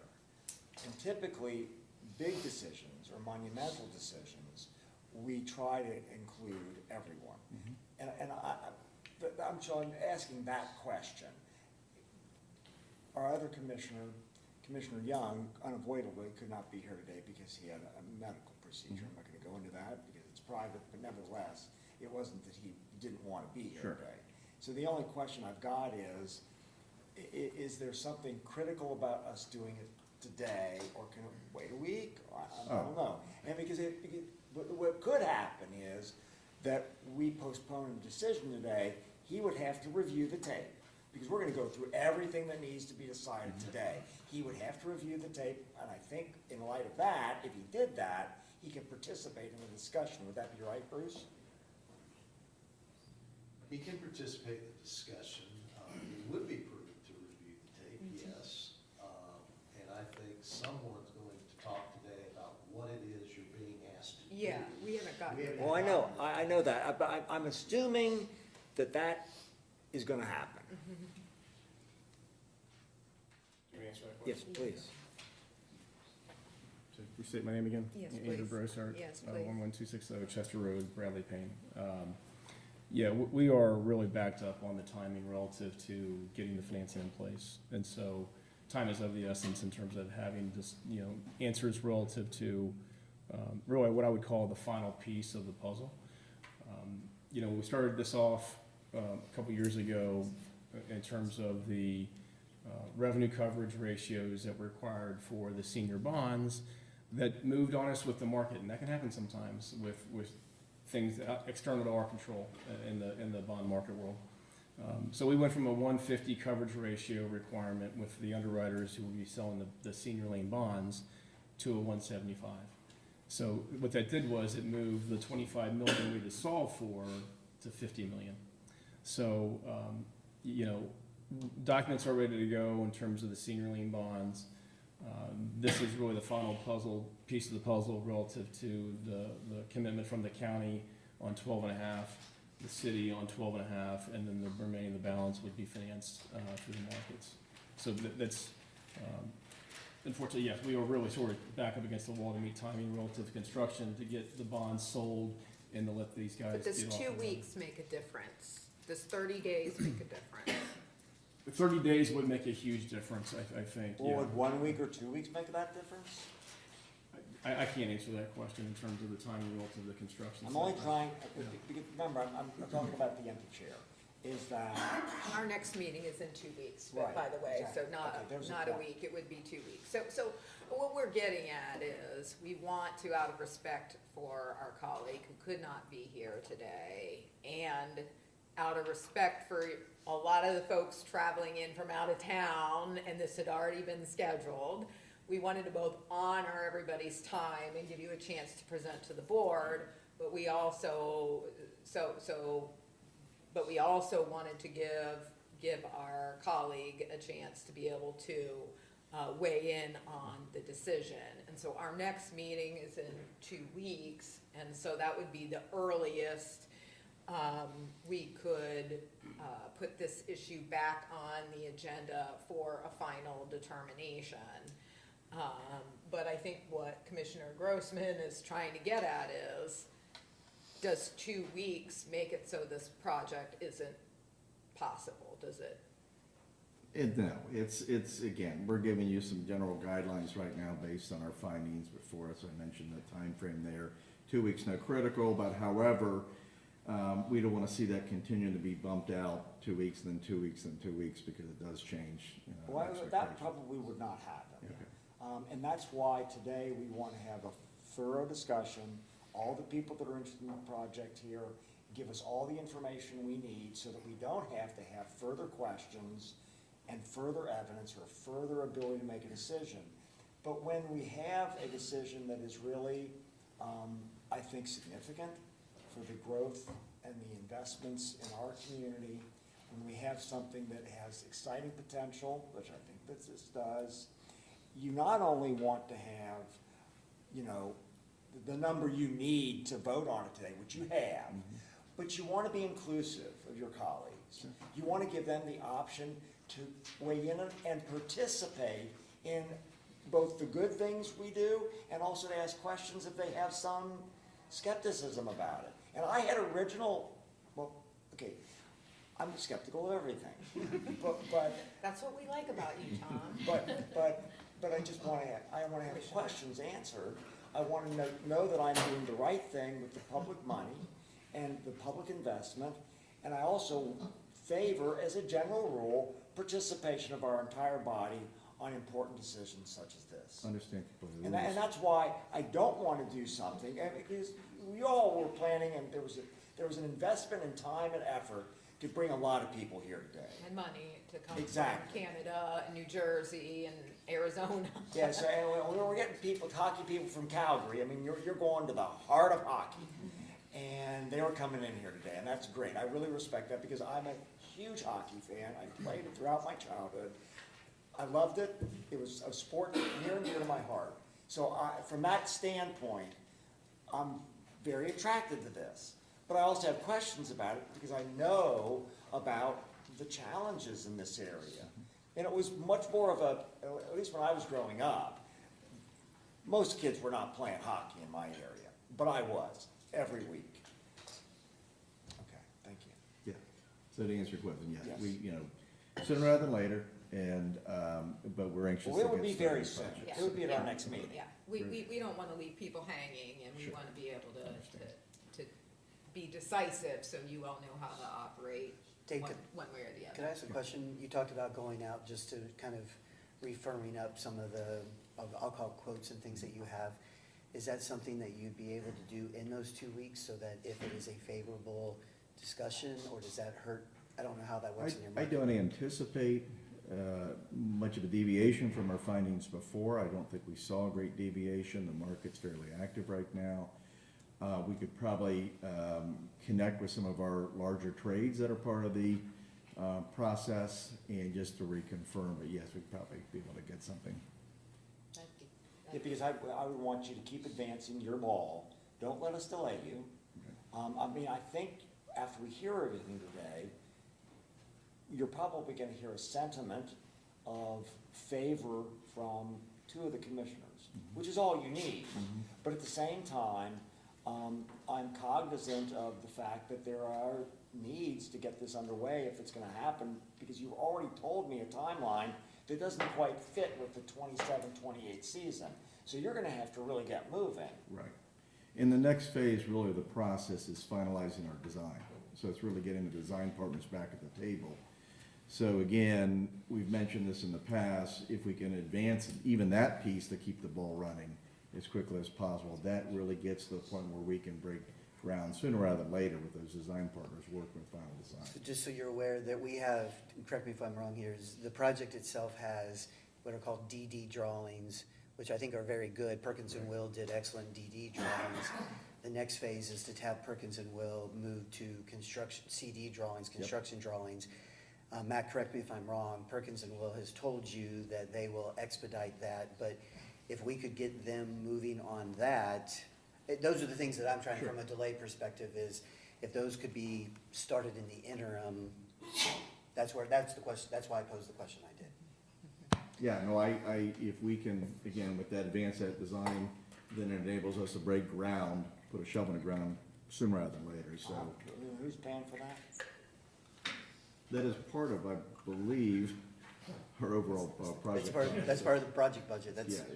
Yeah, Well, if we don't approve this. yeah, I mean, I don't, Yeah. we don't want people At to. this point, then, we're not spending the money Right. because we haven't been advanced the project. So. I just want to be clear, I Yeah. mean, they haven't been approved by this body yet. And if it's not approved by this body, money's not going towards it from us. Right. Okay. Okay, so I'd like to spend a little bit of time with Matt, and don't go very far, because I suspect Matt is gonna rely on you to be, because I wanna get down to the nitty gritty, and I want to be able to, on the financing piece, and I've asked this question of both of you, but I want to make sure that there's understanding, because previously in this meeting, we had pledged $10 million for a fund with a dedicated stream for a credit enhancement, as a credit enhancement vehicle to help close deals, sort of the last piece of the puzzle to be the difference maker. And presumably, you're coming forward today to request that we use this vehicle as the financing mechanism from the county's additional support in there. And so I want you to be able to explain how the $100 million project, a $10 million vehicle, and the $12.5 million that you're seeking from the county and from the city to be able to close this financing gap. Yeah, I'll let Andy talk through it, but yes, that's generally, I mean, that's what we're here for today. I know that the two work sessions kind of got merged together. We were scheduled to be here last week. We were to talk late about the last, fund we and ran the long public hearing last ran week. fund, so that's the only reason that they're being smushed together like this. But Andy, I guess, yeah, I will pretty much immediately turn it to you to. Yeah, so the way I would think about this is we've got really sort of three different financing buckets that we're gonna have come to us. The first one is And by us, you mean the Port Authority. the Port That's right. Authority. The first one's about a $75 million, what they would call a senior lien bond. And then the second one would be the $25 million that's split between the city and the county. And then there's a remaining balance of $26 million that would need to be financed as well in the markets. All three of these rely on, you heard about the three sort of different studies that were done in terms of the revenue projections. The last one from Victus, there was a low range, a mid-range, and a high range of revenues that they thought would be produced from the facility. So we took the mid-range in terms of running our projections. So you've got the revenues after expenses would go to pay for debt service. We talked about the NCA revenues. And just to be specific about the NCA revenues, there's a 2% retail sales, food and beverage charge on the area, not only the arena, but the entire development sector. There's also a 3% additional hotel charge on any hotels in that area, and could be outside the area as well, as they tend to sign up in order to get first right to reservation systems. And then there's also a $5 million NCA property tax charge on the whole area, including some sites outside of it. There's a multifamily development getting ready to break down soon, break ground soon in about a couple months, hopefully. Up by the hospital, that would be an additional $5 million charge that's contributing to the facility. So as the development occurs around the area, the goal is to grab what we can to help support the continuation of it. So much like Otterbine's new community authority out in that area, people opt in That's correct. to building a home or a business under the framework that's been set forward by the new community authority. So there aren't any hotels, for example, that would be subject to this additional hotel bed tax unless they choose to locate in the area, or they request to come into That's the correct. area and pay it because they want to be a part of however the reservation system goes for events. And we've had success at other projects with that, process. So they want to be part of the reservation system, so they join up. I think we all look at our hotel bills and are amazed at the amount of fees that are there. So that's sort of what they're looking at with that. As it relates to the fund, so the city of Middletown is hopefully going to support the $12.5 million, which we have discussions with them on. Your $12.5 million separate from that, it would be part of this development fund support mechanism. So the debt service on this is running anywhere from $830,000 to $850,000 a year, depending on interest rates. We think that might be better than that. So that is what would be obligated by that fund.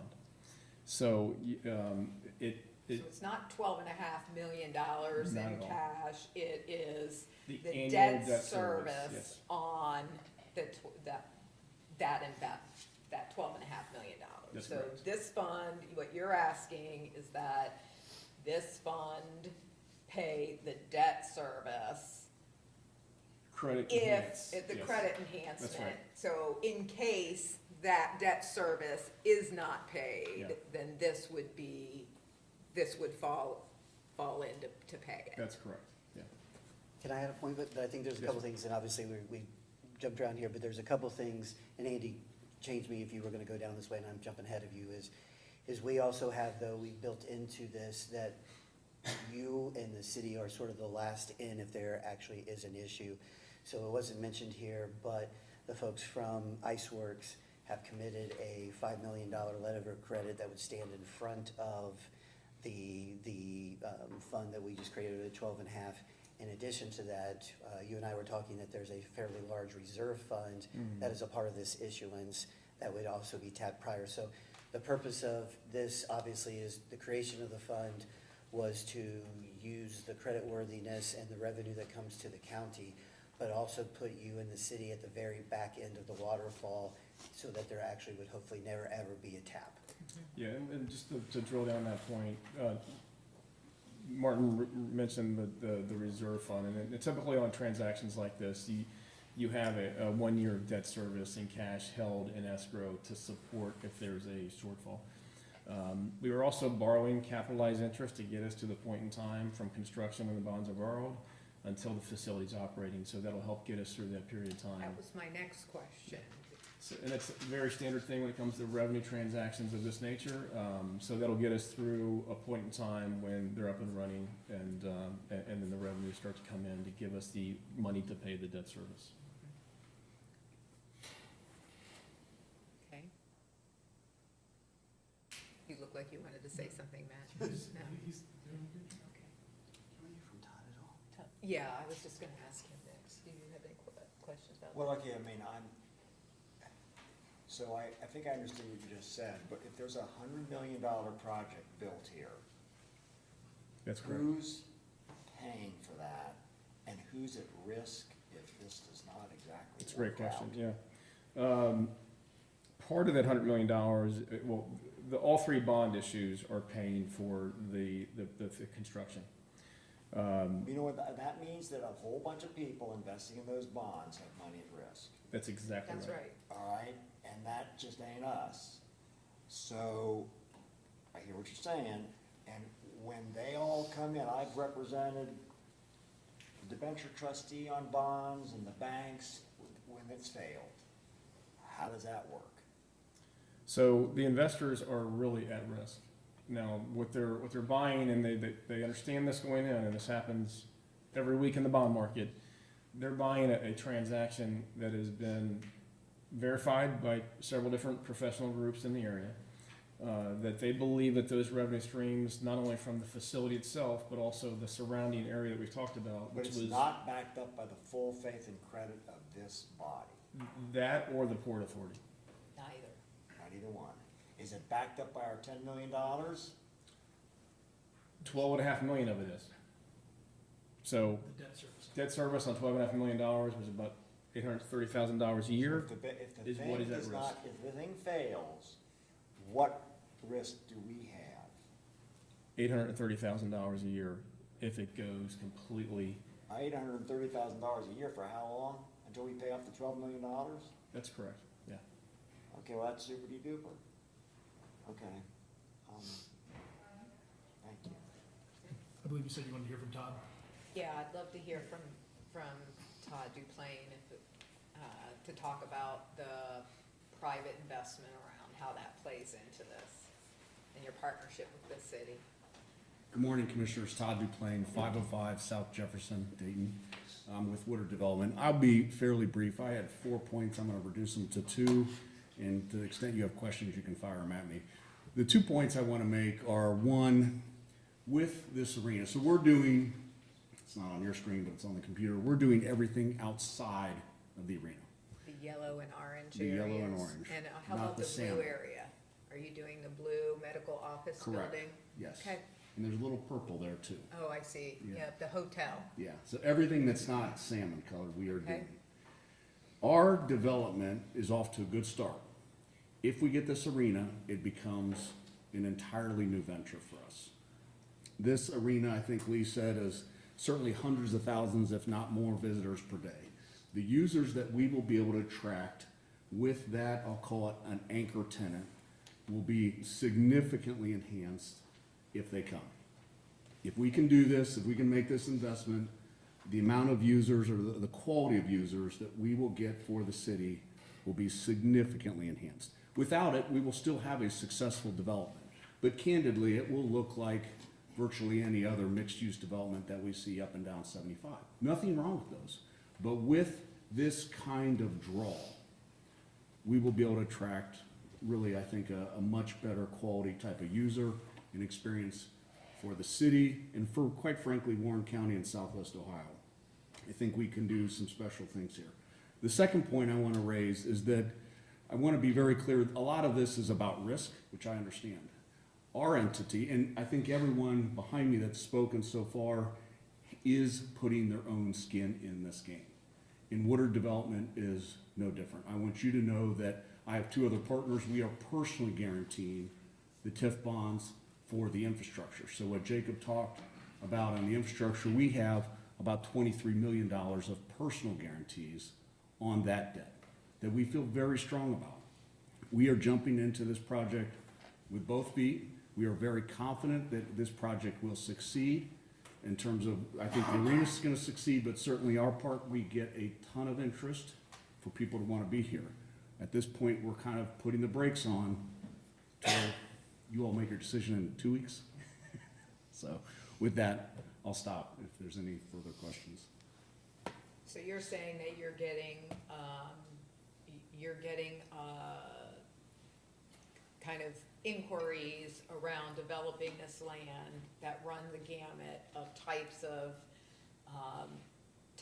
outlets who Yeah. want to be Yeah. here, and that there's interest from some types of users that are unique if the arena is here, and if the arena is not here, it's a different kind of end 100% user. correct. Yeah, we get calls every week. Most of them, at this point, we've just said, hold tight. We would have an interest if the arena doesn't come, but if the arena does come, I think we're gonna be able to elevate the user and the experience quite a bit. Todd, I was just gonna say is if you look, and Todd filled in the gaps here, but if you look at the 2 longer orange, Right. those are always been sort of pieces on the map that Woodard has wanted to hold Yeah. until the decision, because obviously with things like an entertainment and those types of items in the market, those then in themselves potentially could be destinations, but please correct me Yeah. if I'm wrong. 100% right. We have committed, this has been, I've been in this business for about 25 years. And I think Lee mentioned it. This has been one of the best public-private partnerships I've ever seen. And our commitment is certainly on the entire development, but the 2 pieces that Martin talked about, we've kind of said, it's off limits until we figure out the arena. We're not going there. Everyone wants those pieces. They're the hard corner. They're right at the boulevard. Everyone wants to be there, and we've said, no. We're not going to make a decision on what that is without the county, the port, the city involvement, and once this arena's known. So if the arena comes, I think we'll be able to do, to Martin's perspective, something that I would say is very aligned with the arena in terms of parents, the youth, to be able to just walk across the street and have a fun, unique experience that provides food, some socialization, and some entertainment. Questions of Mr. Woodard? I do. do you have any issue with, if we don't make an immediate decision today, waiting 2 weeks to let our colleague be involved? I do not. Thank you. All right, thanks. Thank you, Todd. Thank you.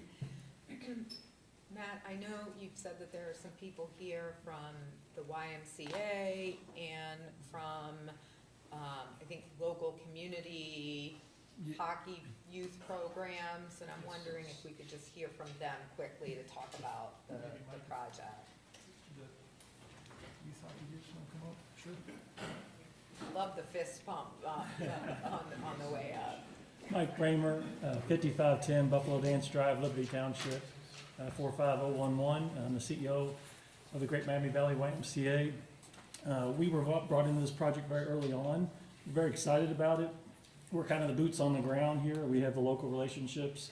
We've already collaborated with the other area YMCA's, our friends here in Lebanon. Chris Johnson couldn't be here today. He wanted to be here as well.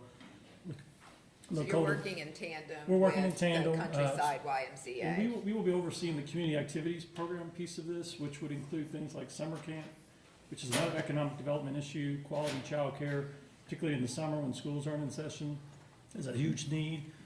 Giving schools during the school day access to this great facility at a time when the ice is a little more available for education, ice time, but also education, nutrition, some of the things that were mentioned earlier.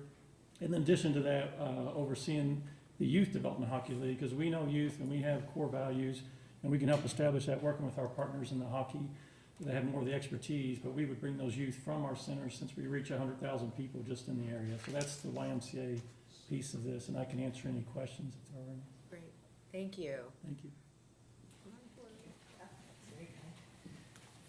State my name. Yes, and address. Gretchen Eckstein, 1512 East Shantz, Oakwood, Ohio.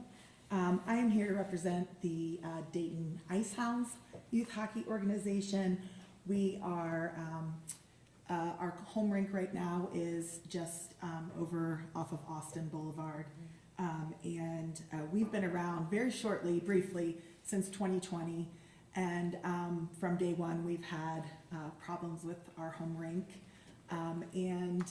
When this project came around a couple years ago, we thought it was the answer to all of our prayers. We started in 2020 with 12 players, and our organization, despite the rink conditions, has grown to over 200. This year has been the hardest, and when you talk about urgency and ice, our youth program has grown, but then we've seen a little decline because of the ice conditions that are around the Dayton area, either the ice conditions or the capacities. Over this last season, had to cancel 189 touches on our home ice rink, and either cancel that altogether, or we were able to find ice, not at an ideal time or space, sometimes driving in an hour. We are utilizing ice in Springfield, and I think that Jeff can probably speak on behalf of Springfield, because Columbus is encroaching on the Springfield ice that we have. Troy, a very similar mixed media, is full. We have reached out to them for ice. Ice is in dire need. I do want to also talk about the local part. I heard a lot about gentlemen. There's not a great opportunity for women in youth hockey. We have 6 at Cincinnati and 6 that, and so they're playing on boys teams. I think there's a great opportunity for that in the community. And I'm just very excited to be here and speak on behalf of Ice Hounds. I don't know if you have any questions, but I'm sure Jeff has. I'm just amazed that since this project has been in the public domain, it's been, in newspaper accounts for many years. I'm amazed at how many people just like you, who I don't know, who come up to me and say, my sons play hockey, my daughters play hockey, and we're super excited about this. Like, I had no idea the explosion and popularity of youth hockey, but I hear a lot, and even some of the schools. Like, I know the school my kids went to, it's like their increased interest in this. So it's my husband was not a hockey player, and here we are spending $5,000 to $10,000 a year on a sport. Yeah. We do a lot of traveling. We talked about we stop by the gas station on the way to the rink, on the way home. We're eating 2 to 3 times a day in the community when we're at tournaments. We were just at a tournament this weekend in Fort Wayne, and hockey parents aren't afraid to drive and they aren't afraid to spend money, so Yeah. this is a great, this is a great We- project. We've certainly been a beneficiary of parents just like you in this community with our sports complex. Yes. That is full, for as long as the season's open. We have, a hard time with, extending our season, and so this is an opportunity to do that. So we appreciate you parents, So grateful to road be here. warriors, and spending your dollars in our, we hope, in our community, so thank you. Thank you. Hello, my name is Jeff Milano. My address is 9932 Scotch Pine Drive, Springboro, Ohio, so I'm a Warren County resident. I am the president of the Dayton Hockey Association, which also goes by the name the Dayton Stealth. We're the largest organization in the Dayton area with about 400 kids that play hockey for us.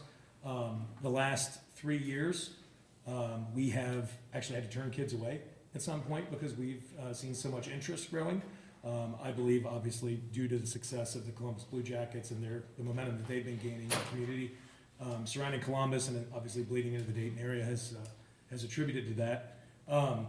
We not only have to turn kids away every season, we fill up and we basically don't have any room for them. We almost can't commit to a lot of the kids that do play. We would like to be able to offer them more ice time opportunities, right? Not just practice on a half sheet of ice, splitting it with another team, but giving a team, right, a full sheet for, the full hour for more teams, right? So having more opportunity and more ice surfaces obviously helps that. We also have goals to host more tournaments. We do host the annual Silver Sticks tournament that comes to the Dayton Regional every year. This year we had 42 teams come in. They split those games between Kettering and Springfield rinks, and also we had to supplement with Troy to an extent. We would like to grow that tournament, add other possible tournaments, maybe one at the end of the season, whatever it may be. But we're committed to continuing to increase, hockey opportunities here in the Dayton-Cincinnati area. We formerly used to play out of the rink over off of Austin Boulevard, but we pulled out of there many years ago due to issues with the rink ownership and such. So I presume you all are, because I heard that there were some, commitment letters that committing to purchasing ice for you all are part of that. That's who they were referencing. Yes. Okay. Yeah, we, we've, like I said, we've got a number of the 400 kids that play for us live on the south end of the Dayton area, a lot of them in Warren County. We probably have 20 kids from just Springboro alone, not to mention, other areas down that south end of town, that this type of access to ice would be very valuable and would be, it would be just be awesome for the community. Excellent. Thank you. You're welcome, thank you. Good morning. My name's Pete Sandness, 1346 Lyndhurst Drive, Beaver Creek, Ohio. I represent the Academy Hockey Club. We're a nonprofit. Our focus is to use ice sports for youth development, to grow better humans is the short of it. I'm a retired Air Force officer. I grew up in Minnesota, so I played all the way through NCAA Division I at Air Force Academy. I coach today, volunteer at Beaver Creek High School. So sir, what you were saying related to even high school sports, there's actually been a decline. I came back here in 2020. I've lived in Southwest Ohio for 14 of the past 26 years, but there's been a decline. Talawanda, Centerville, Sycamore, all lost their programs. Some due to coaching, lack of interest, and player actually, they leave. And I'm a parent. My son plays out of Columbus. He grew up actually playing in the Dayton Stealth and is advanced, and he's a 16-year-old playing out of Columbus.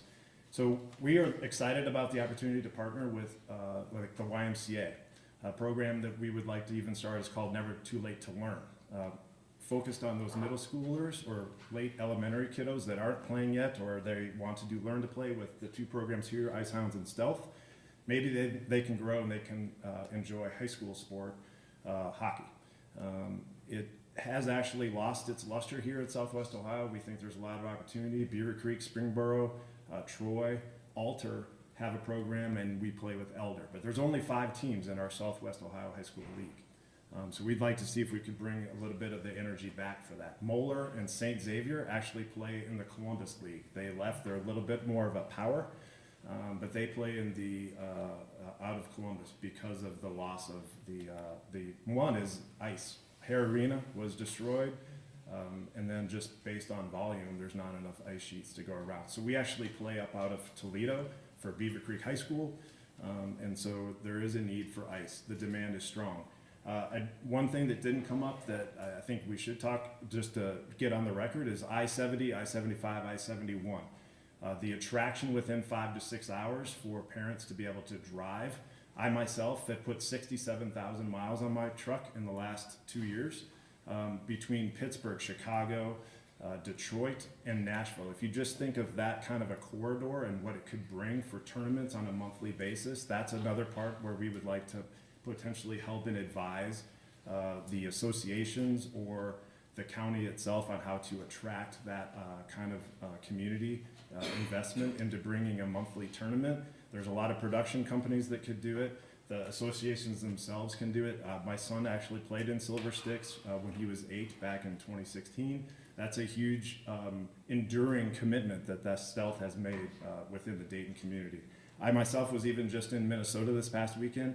80 teams, 12 rinks, flying in from everywhere from Phoenix, San Jose, Washington, D.C., here in Ohio.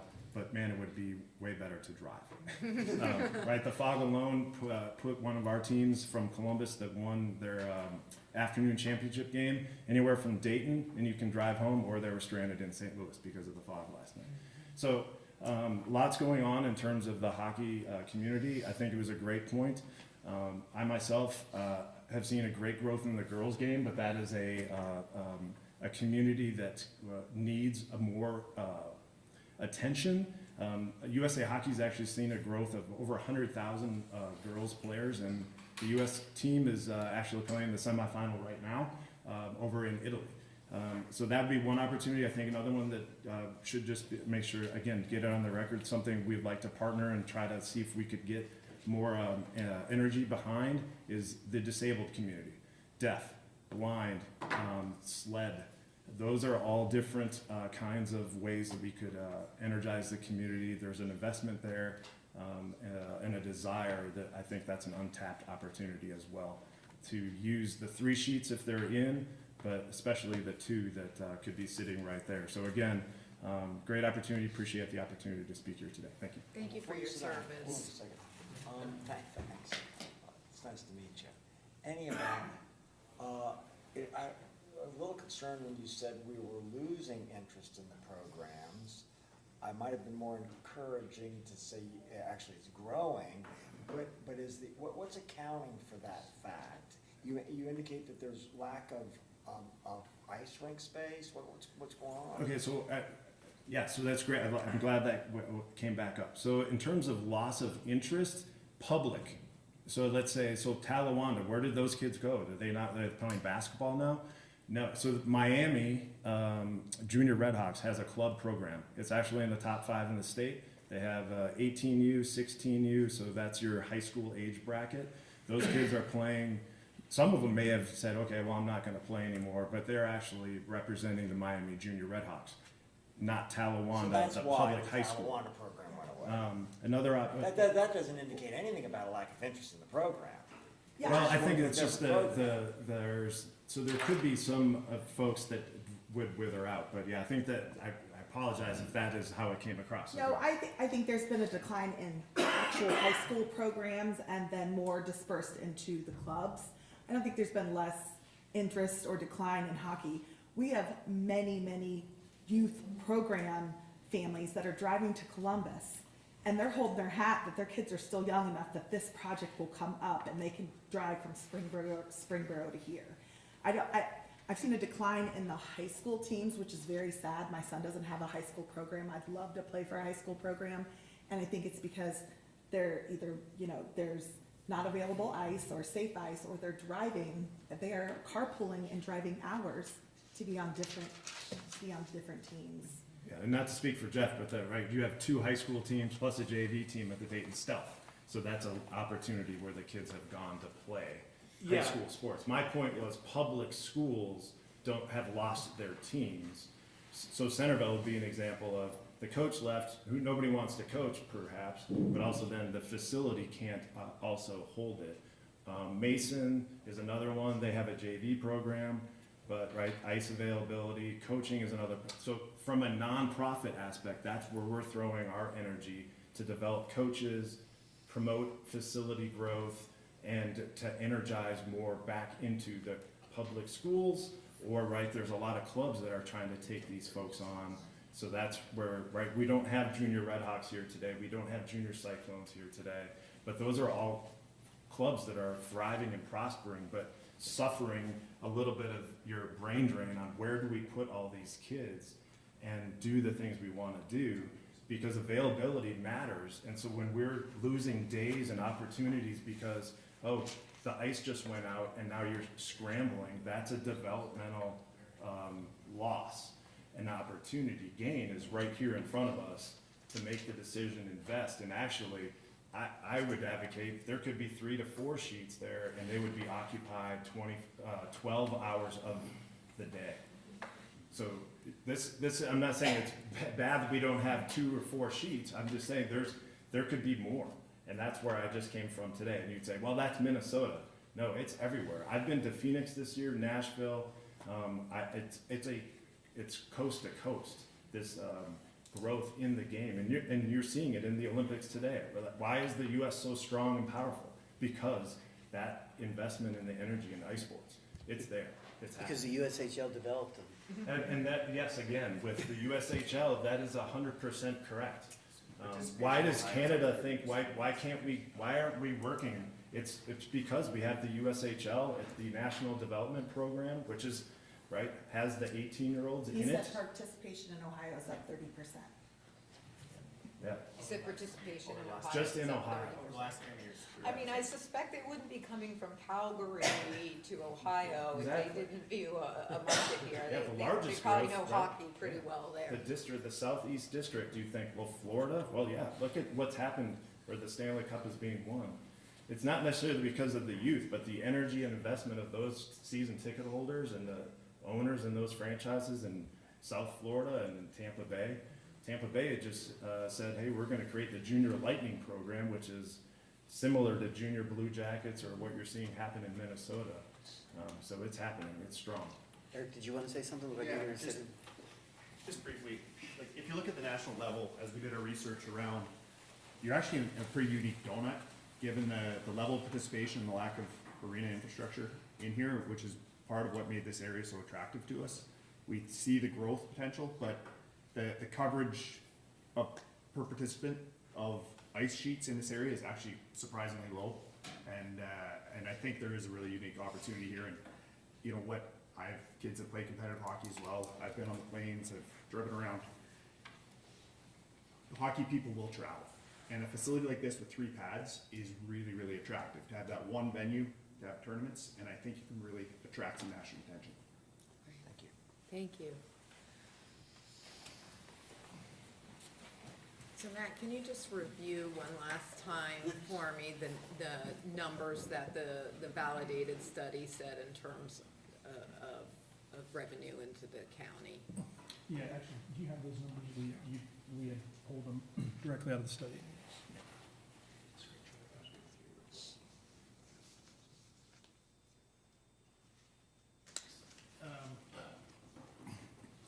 So this is, it's over a 30-year term.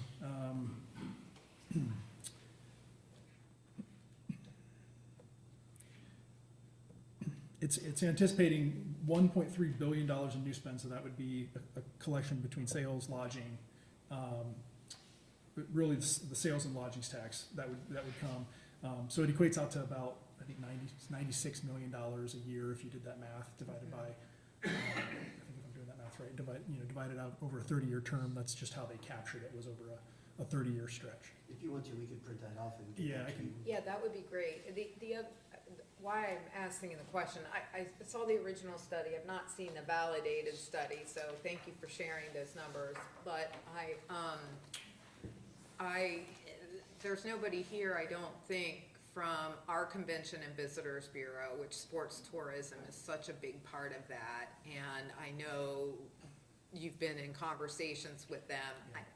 Can you help me understand the possible roles that the Convention and Visitors Bureau could or is interested in playing in this project? I think in conversations that we've had with Phil Smith, I think he stands ready to kind of support it however is needed.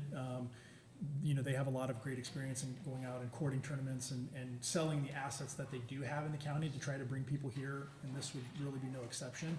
I think again, having the ESM to come in and actually operate the facility on our half on a day-to-day basis, in practice, I think the CVB's role would probably be working in tandem with ESM to make sure that they're adequately marketing the facility when Phil and his team are out at conferences and things around the country to tell people that we have this asset now, but also making sure that that plays into what, you know, John and his team are going to need from the operations side to make sure that numbers are hit. Well, and I don't think it's necessary even that, I would imagine they may have a point of view about this, I don't know. But whether they are actually become responsible for marketing the facility, or they are a partner with an entity that is responsible for marketing the facility. Yeah. What I care about, and I want people to hear, is that, you know, the reason why we invest in travel and tourism in this community is because we are trying to grow our sales tax revenues, for which 60% of it is paid for from people who don't live in the county, rather than having to rely on things like property taxes in order to fund government. And so that relationship, regardless of how it looks in the end, has to be symbiotic so that it's our amenities and our, you know, our attractions are being marketed to those families who, you know, many times find themselves here for, you know, days on end for a tournament. And so, you know, from my standpoint, our interest is in the ability to grow revenues for which Warren County taxpayers do not pay, or pay just a small amount. As I say, if I can add, I think a lot of times we view the CVB, at least in recent history with the sports complex, as an operator and an operator of a facility. You know, ESM will be the operator of this facility, and there may be, to Matt's point, there may be some holes in the schedule that Phil and his group would go out and try to find those voids. But the other component of the CVB that we hear a lot about when we go to their presentations is exactly what you said, is how do we market to folks that once they're here, that they specifically will spend those resources. And that has been a component from day one that we've had Phil and those folks a part of the team, because we want to, I mean, I just, on myself or my kid that travels in a sport, you know, we just went to a place in Pennsylvania where we had to find all that on our own. We want every person that is coming from the radius that the CVB likes to know when they come inside of Warren County that there are things to do, that there is the Winterfest, there's the Outlet Mall, there's the Racino, there's a whole host of things that they do exactly what you're talking about. And that has been from moment one that we've had that conversation with Phil is, and specifically also with John Wack with ESM, is getting integrated with the CVB so that folks come, and to the point about Which one of yous are gonna be, right there. Is that you? So you understand what it is I'm saying and how important that relationship is to us, because, you know, you're saying 50%, I think you said, comes from hockey or the ice, utilization of the ice, but 50% is these other opportunities, and how important that more traditional Convention and Visitors Bureau marketing, you know, we've been thinking about it, I think, or I've been thinking about it as an extension of our sports tourism, but what I'm understanding is that it's less that and it's more traditional CVB kind of marketing that we want to be able to benefit from. Yes, both, both, right? And so it's really, it's two objectives. One, fill the building. Two, once the building is filled, get the people that are in the building to spend as much money as we can get them to spend in the building and then in the community, right? So we've got the enhanced food and beverage in a restaurant to make sure that we're capturing as many of those dollars to support the bonds for the building. Yep. And then after that, And I when they leave appreciate the that's your building- business. You gotta make sure that we're following the pro forma and what the study is Sure. telling us that you need to have. But when we start talking about things like hotels and so forth, that indicates to me that, and what's attractive to me is that there are gonna be people spending multiple days Yes. here. And that residual investment in the community is very, very important. And we turn that knob by trying as best we can to have multi-day events that require people to stay and creating schedules within the tournaments that aren't one group plays on day one, a second group plays on day two, and a third group plays on day three. Everybody gets a game every day, requiring then that they have to stay. And really, in terms of marketing the facility, we've got a number of different organizations working on it. We're sort of the orchestra conductor, but we would expect the folks at ICE Work to be working on that as well. The folks at the CVB, not only bringing us events that we're not exposed to, that they, through their channels, because they have this whole marketing apparatus, are going to bring, but also then they would help us make sure the information about the community and other spending opportunities within the community are put to the front of the attention of the visitors So you've been in talking with the CBB already? throughout this entire process. We went and toured their facilities, and it was Terrific. really cool. And I can tell you Great from complex. moment one, that was something for me, because just as the lady, and I apologize, I've met her before, from Icehouse says, we spend $10,000 to $15,000 a year traveling around. Most of these places that you go to, they don't do that, and I know that our CVB does. That's one of the things that we brought to the table originally, was we have to get integrated with the CVB, because when those, whatever the number ends up being, 6, 7, 800,000 folks come to this facility, they need to know that all of the ecosystem exists. Great, thank you for that. Thank you. Add to that just a bit more, sorry. Just from the USHL perspective, we host a minimum of 30 home games every year, and they are nationally televised as well. So the sponsorship opportunities and the cross-promotion opportunities will be plentiful. Great, thank you.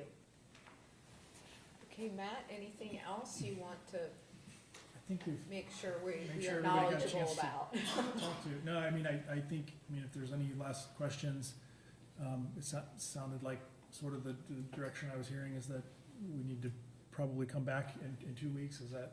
Well, everybody here doesn't have to come back in 2 weeks. Yeah, and like I said, with the timing of the work session getting switched, there's a lot of folks obviously that came from out of town just to be able to speak to you. Well, and I wanna make sure that folks who come in from out of town, if there's something that they want to contribute to this conversation, I wanna make sure they get the chance to do that, cause it's not my expectation that everybody spend the money and the time to come back No, in. absolutely not. So, I think is there anybody else who's here that wants to make sure that they, yes, sir, please come forward.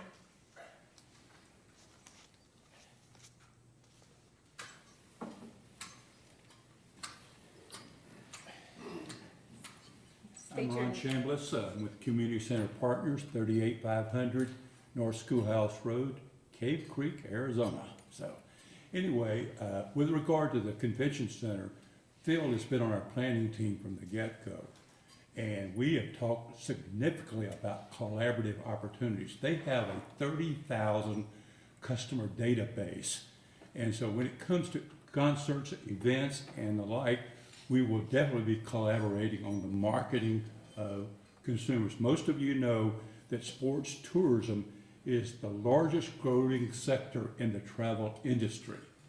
Secondly, we have a program that we're going to be bringing in 10,000 elementary school kids called the School Field Trip Program. It's free to kids funded by corporate and small business partners, and they're going to learn the joy of sport, fitness, and we have a Healthy Kids model that we're going to be working with the Convention Bureau and Center to do at Warren County Sports Park outside in the spring of every year. So those are 3 programs that drives tens of thousands. The concert provider, 35 concerts. The new sweet spot in the concert industry is the venue under 5,000. That's the new sweet spot. You can research that. Miamisburg's doing it right now. It's very popular. There's 12 going across the United States. So our concert venue is fitted right for this project here. 35 concerts in the $2,000 to $3,000 range, $70 ticket price. And we have 35 scheduled around. The last thing I would say that our 3 sheets of ice, I don't think anybody could say, we have 62% of signed utilization agreements, 62%. There's 18,300 hours in that ice. I know them intimately. And so 62% of them are not letters of intent anymore, they're signed agreements. Some of those people are saying, when? So, thank you. Thank you for sharing that.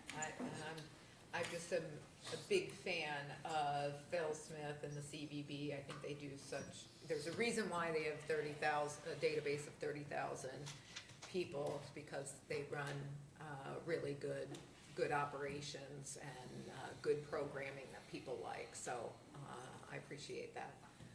Tom, any other questions that you have? I've asked them as long as everybody is okay with us reconvening 2 weeks from now and taking action, which I would anticipate. I'm excited about this. I would say I think it's a great, seems like the moon and the stars and the planets are in alignment.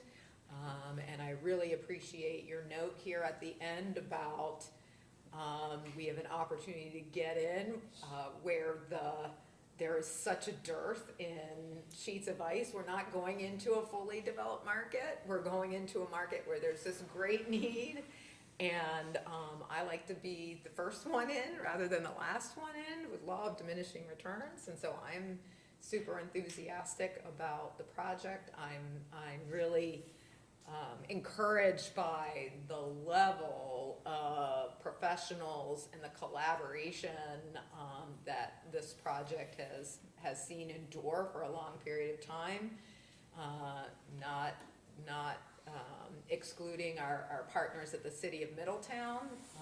This is really exciting, and I'm still super hopeful to the city that perhaps this could spawn something really exciting at the original site, where the town mall property, that we can continue to partner with you in that as well. So I, for one, notwithstanding some new information that we didn't expose here today, I'm really excited to support the project. Well, I'm very favorably at this point disposed as well to support. I do want to allow our fellow commissioner, who is unavoidably absent today, to have the opportunity to both support it or to look at the tape and ask questions in 2 weeks, at which time our president sets our agenda. She is a very capable legislator, as you all know, as a former senator in Ohio and state rep, and I think she also knows how to whip a good vote, too. Except for I'm not allowed to whip any votes because we can't have any conversations outside of this because of the nature of a 3-member board. So I will not be whipping, but. You'll be whipping during the meeting. But I'll whip during the meeting, yeah, something like that. No, so, thank you to our team and to everybody for all of this great information you brought forward. I would like to instruct the clerk to make sure that the tape of the meeting is shared with, I'm sorry. I apologize, you would ask if anybody had any other questions or comments who traveled into town. I would like to be recognized this week. Oh, sure, so please come forward.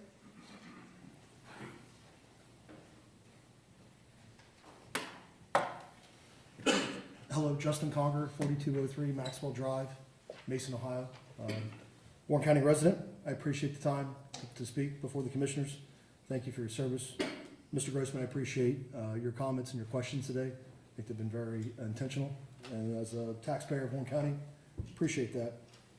I would just like to ask some questions for clarity, and I know you may not have these answers, and that's expected, but again, maybe in this 2 weeks' time of additional due diligence, I would ask that these questions be further evaluated and understood of what's in the best interest of our county.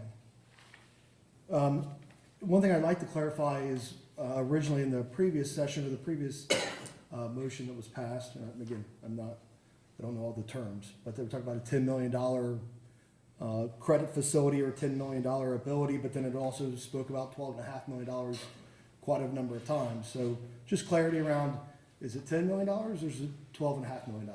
And $10 million that could be stretched to $12.5 million? Just something to clarify. Again, I know we talked about 10 million in the beginning and then 12.5 at the later part. Yeah, well, what I'd like on that point is, I feel like I understand the credit enhancement, but maybe after this meeting, if you could meet with staff so you could understand how the credit enhancement would work. But the credit enhancement that was passed was for $10 million. What we did was we set up a fund that was dedicated for economic development. Nothing could be, but the commission is entirely in charge of whether or not there's anything that is used to back up as a credit facility or as a backup for use until we vote on that. So we've created a fund that we can say we're not gonna use it, or we can use it for a specific project, and so it's fully, as I understand, the dedication of it, and the dedication to it being replenished from the casino matter, but it's not gonna be used unless this body sets forth that usage.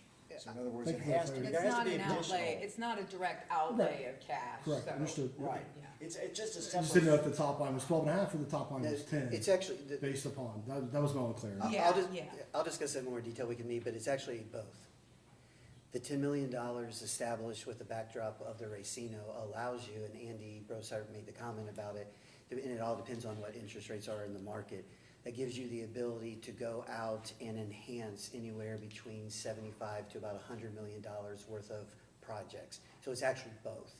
So that gives the ability, hypothetically, the commissioners have heard one today, but if there's one that comes up from another community, and I'll make up a number, it needs a $3 million enhancement.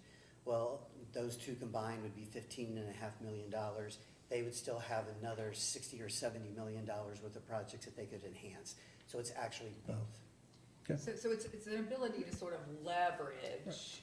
It's a backstop. It's the creditworthiness of the county is putting in play to backstop or It's create not the borrowing power. Yes, but it's not the full faith and credit of the county. It is only this particular $10 million that is secured through the casino revenue. It's $10 million that comes out of the county's general fund that could be earning interest or be spent as the county wishes. So all interest, so we don't lose the opportunity to earn interest on it, so we'll continue to earn interest on that money, and those interest payments don't go back into the fund, they will go back into the county's general fund. Yeah, and Appreciate that. you remember I was asking those questions. Totally, yep. Just so, again, one clarity on the 10 to 12.5. The other question I have though, in regards to this conversation, are there any guidelines created by the commissioners for projects that are put forth or brought forward for utilization of this, again, backstop or these funds? Meaning, again, no one project can utilize more than an X percentage of this fund. Or another example would be any project that would be put forth to the commissioners for approval, like Commissioner Grossman said, it has to be approved by the commissioner in the use of those, but parameters that would say, hey, project cannot be brought forth to utilize these funds that doesn't have X percentage of private dollars? I think what our interest was to ensure that in 100% of instances, that the commission had the last and only say on individual deals, so we weren't trying to necessarily preclude deals. What we're conscious of is that $10 million could leverage between 75 and 100 million dollars worth of other investment. And so in this case, it's there's that 12.5 million piece. And so, that would be just a small, as if we were to approve this, that 12.5 million would be a small percentage of that 75 to 100. And so we did not, and the Economic Development Department did not suggest to us that we needed to put parameters around it. But what was important to all of us in the discussion of the creation of this fund is that we have the absolute and only decision. We were the only decision makers to determine whether or not a project went through. So, in the light of day, people could come forward, explain the project. We could deliberate on the project, and if it was warranted, we could approve it. If we didn't think it was warranted, we could not approve it. So as you recall, Appreciate the I was clarity. asking questions about our control of the fund, and so we would be, in any particular project, we can impose standards, parameters, we can determine how and how it would be used. So we have complete control. I wanted to make sure that when we set this fund up, we didn't lose control over it. Correct. We had the ability to determine exactly what you're asking, what those parameters are. So there are no parameters except the commission. That we are the ones that would make that determination. I wanted to not, so we're not locking ourselves in to parameters or restricting us in any way, except that we're the ones in charge of the fund. I appreciate that. As a lot of people who spoke today, I think a majority, maybe one person is from Warren County, the rest are from out of the state or not even living in Warren County. So as a Warren County resident, I would appreciate that the commissioners do take this serious, that we're using, yes, property taxes are a huge part of it, and also sales tax, right? And how do we become the best, county in Ohio is important as a county resident. So Justin, we appreciate did you move that. into Warren County? Yes, ma'am. Yeah, when did you move into Warren? 2 years. All right. 22 months ago. He moved into my I neighborhood. live down the street from Mr. Grossman. Oh. So I didn't realize that he had bought Adam Short's home that is next to clients of mine, so we've talked about it. And it's good to see you here. I'm glad you have an interest. Does your company, Conquer Construction, have an interest in this? No. Okay. No. Very good. I mean, again, who knows, right? Maybe in the fund, I mean, as it's utilized, maybe at some we point. don't act as a developer.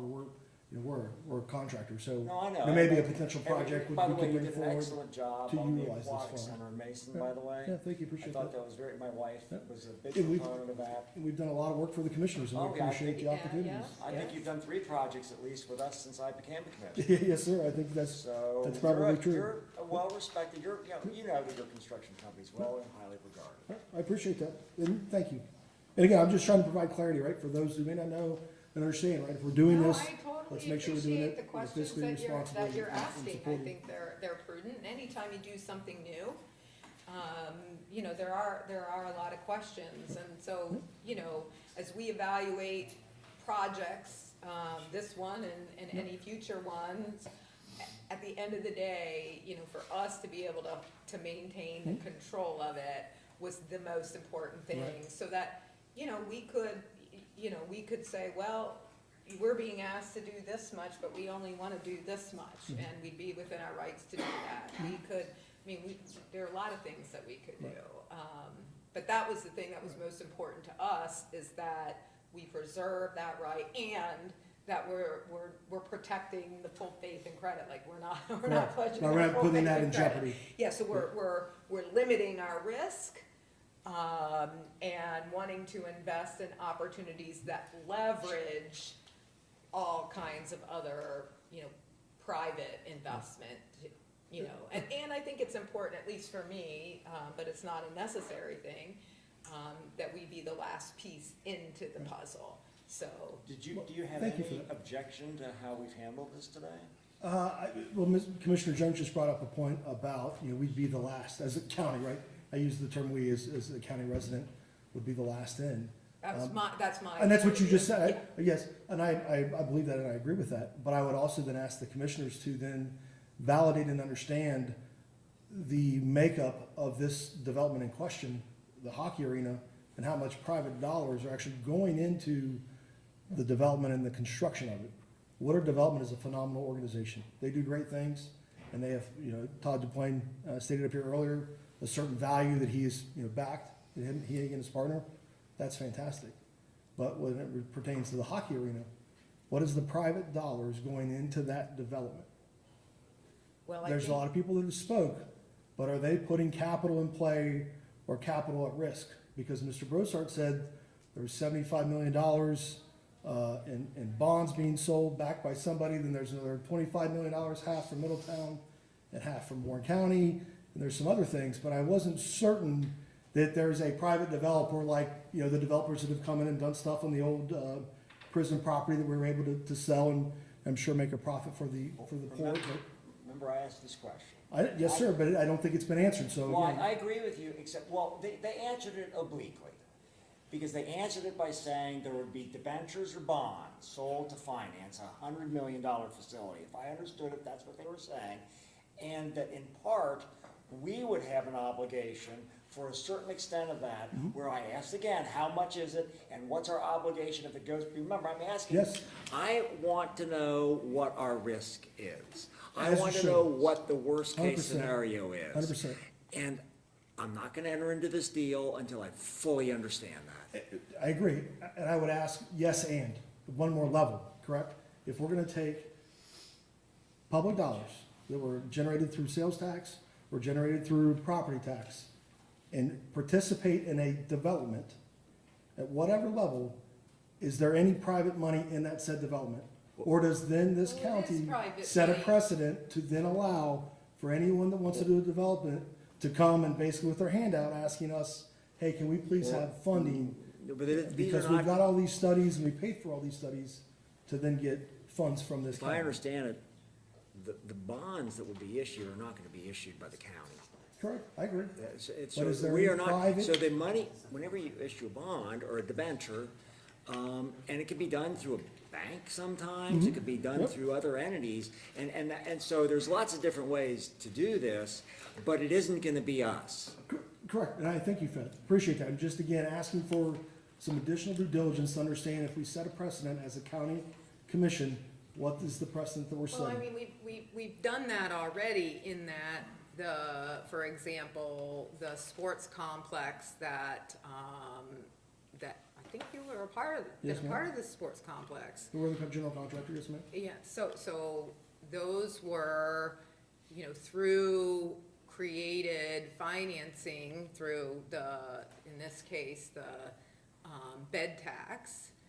That is what secured the ability to be able to build those facilities. So this is very similar in that in this instance, they've created a new community authority, and those fees and taxes that people voluntarily pay are then for the purposes of investment into the development itself. So it's the same principle that we use for developing our existing sports facilities. So there is a revenue stream that then was dedicated for this particular purpose. Bonds were sold and And, yeah, I don't know the inner workings of that, right? Does the sales tax count? The county doesn't get to use the sales tax for operations, correct? It's to be reinvested. so we don't collect all of the sales tax. Right. We only get a portion of the sales tax. Right. The state gets the lion's share of sales tax, which is why they, But we get the extra 1% per the legislation. they have an passed. interest in these types of facilities too, because they're looking at opportunities to grow their sales tax revenues as Right. well. So that, those are things that do go into our coffers. Those monies are like in the residual economic development activity. So of the $23 million that Woodard and the partners that make up Woodard have personally, guaranteed on that. And they have their financing structure with their end consumers. Any economic activity for which sales tax is collected in there is coming, that percentage that goes to us, would continue to do that. right. That money isn't pledged to this project. Correct, thank you for that clarity as well. So if I take, correct me if I misspoke or analyze what you talked about earlier, Commissioner Jones, right, as the county, right? Property tax dollars and then sales tax dollars, right? How can we generate more sales tax? And does this then additional butts and beds, hotel revenue that may be generated, does that also then help the county? So in we don't creation? utilize our. The 1%, we don't get any? Yeah, we don't use that. We've dedicated that to our Convention and Visitors Bureau. Thank you for the So clarity. instead of us like writing a check to the Convention and Visitors Bureau It out just of our goes directly general to them. fund, we enable a portion of that goes directly to the Convention and Visitors Bureau for then to continue to market and sell those bed nights. Appreciate that. So I'm sorry. No, go ahead, Mr. Well, I was gonna say, look, you're asking good questions. We asked these questions during the presentation. And we have complete control, so we've not made a decision yet on this particular project, which I think you have some questions about, so did I. And we're waiting to have, Mr. Young come back 2 weeks from now to have another meeting on this topic.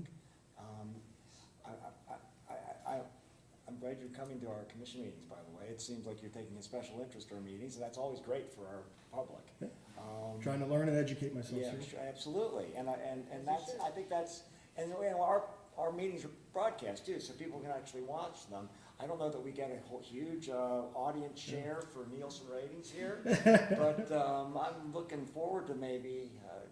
I don't know how to encouraging use YouTube like my kids, so I apologize. I'm still But you know, in hey, school. look, if you'd like to get together with me privately and talk about any concerns you've got over the next 2 weeks before this Yeah. meeting, I'd be happy to do that. Thank you for that offer, I As- appreciate as- that. as Yeah, I would too. definitely like to take you up on And that. I do think, you raised the quintessential question of just like people, as is the case with these kinds of projects, it's complicated, right? 100%. So if maybe Matt, I could ask you if you could put a one-pager together that really just shows the public and private investment and how the money flows. I think that would be helpful and in the public interest to be able to show that. And, because, you know, our interest is in being absolutely clear about it, but Right. it is not Right. as you can appreciate, it is not a simple transaction. There's a lot of partners Yes, involved in ma'am. this. And the commissioners have done a fantastic job, right? I think I, $13.5 million in our rainy day fund, we have 40-some million. I think it's in more it. than that now. The rainy day is 13.5 million. We just built it off of, you can build it off of your expenditures, but Right. last year was inflated because of the expenditures we did for tennis, so we didn't build it off of that number. I We did see. it off the actual spend. So again, but as a county, we're doing fiscally great, like we're responsible. But if you have $13.5 million rainy day fund that's allocated for bad issues, right? Great fiscal conservative policy. Another $47 million in an infrastructure program, right, to help improve the infrastructure, which is important for any county. And then now we're gonna take another $10 million kind of off the table and set over here. Well, then you have $63 million of funds on a county that has an operating budget of $98 million. So there's $60-some million allocated for other things, The and an 47 operating budget of somewhere between 95 and 105 Well, million dollars. that's not our operating budget, so when we're talking about, year over year, when we have sort of funds that exceed expenses, then we start saving, as you would Yep. for a roof Yes, on ma'am. your house. That's not what your annual cost is to run your household, but when you have money at the end of it, we say, okay, we're looking on the horizon and we see we have a lot of infrastructure that needs to be improved in this community, and then we start saving those resources, which are in essence one-time money at that point. So it's like, once those monies are spent, you know, they're gone, they're not recurring revenues at that point. So yes, I mean, at the end of the year, just like this last budget year, it was really important to us. We came in with our budget actually less than the previous year. Expenses, correct. Yes, we reduced our expenses for this coming budget by, I think, 0.25%. Yeah. And then we took revenues, excess revenues, and we added to our infrastructure bank, because we know over the next 20 years, we have a lot of infrastructure to pay for. And we made sure that our rainy day fund was fully funded, just as a matter of good government. So it's not actually coming out of operations. But I do want you to know, because I think you'll appreciate this, because I don't think you were in Warren County at the time we did this, although you may have been a property owner at the time, is we had previously done a property tax holiday for our property owners in the county, and that was around $24 million of property taxes that we didn't collect. And the commissioners have, when we approved our budget, we've asked the administration to look at doing some sort of similar property tax reduction for our residential property owners. And I think at this next meeting, that's gonna be on our agenda to talk about that, because we aren't interested in just hoarding a bunch of resources. Right. We think if we have, smart, though. resources beyond what we need, we should be returning them to the taxpayer. And so, we wanna be continue to be good stewards of those resources.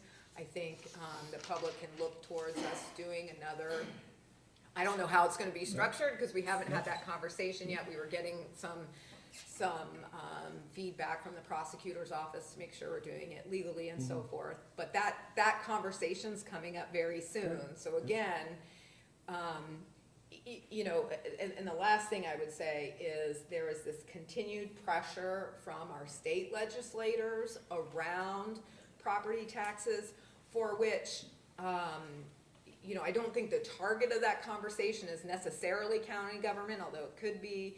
I think that there's a lot of frustration out there around school levies and school taxes. But be that as it may, we see the writing on the wall and know that there's, more and more pressure on that property tax revenue, which is why growing our sales tax base is super important, because if we lose just the inside millage, for us is 1/3 of our operating budget. And so to lose 1/3 of our operating budget, we're trying to, as we always do, we try to get ahead of the curve. And we want to be prepared for decisions that are outside of our control, to be able to continue to provide, quality services at the lowest possible price. And so those are some things that are on the horizon, as we're having all of these conversations. Like, we're not trying to tie up our revenue streams, which is why this discrete casino revenue was an important one for us. It's a discrete revenue. It's not the major revenues for our budget, but one that just is kind of sits on the outside, if you will. So when we gave what we called the tax holiday, only because it wasn't a tax cut that was permanent, it was just 1 year. But we not only gave up our inside millage, we worked with other entities in the county that have revenue through our property tax, and they joined with us. So we had a total of $47 million, something in that neighborhood, in 2022, that the taxpayers, the property taxpayers in this county did not pay. Because, and I think that's an unprecedented, I don't know any other place that's doing it, and we're gonna try to do it again this year. And one of the hallmarks of my interest is always to have as low a tax on our citizenry as possible, while giving the best services as we possibly can. And for example, when I was in Mason, I fought hard to get a complete tax credit because it wasn't being given by our residents at the time. I had to change the charter to do this, and I had to go to the whole voter, because it used to be in Mason, we had a charter 1% earnings tax.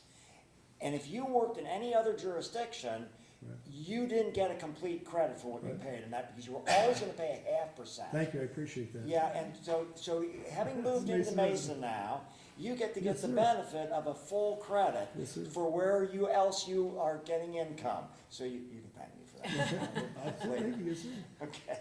Again, that's, again, as a taxpayer, making sure that we're having these open dialogue conversations around how we're gonna allocate tax dollars. That again, as a majority is from the property tax. Yes, sales tax are important.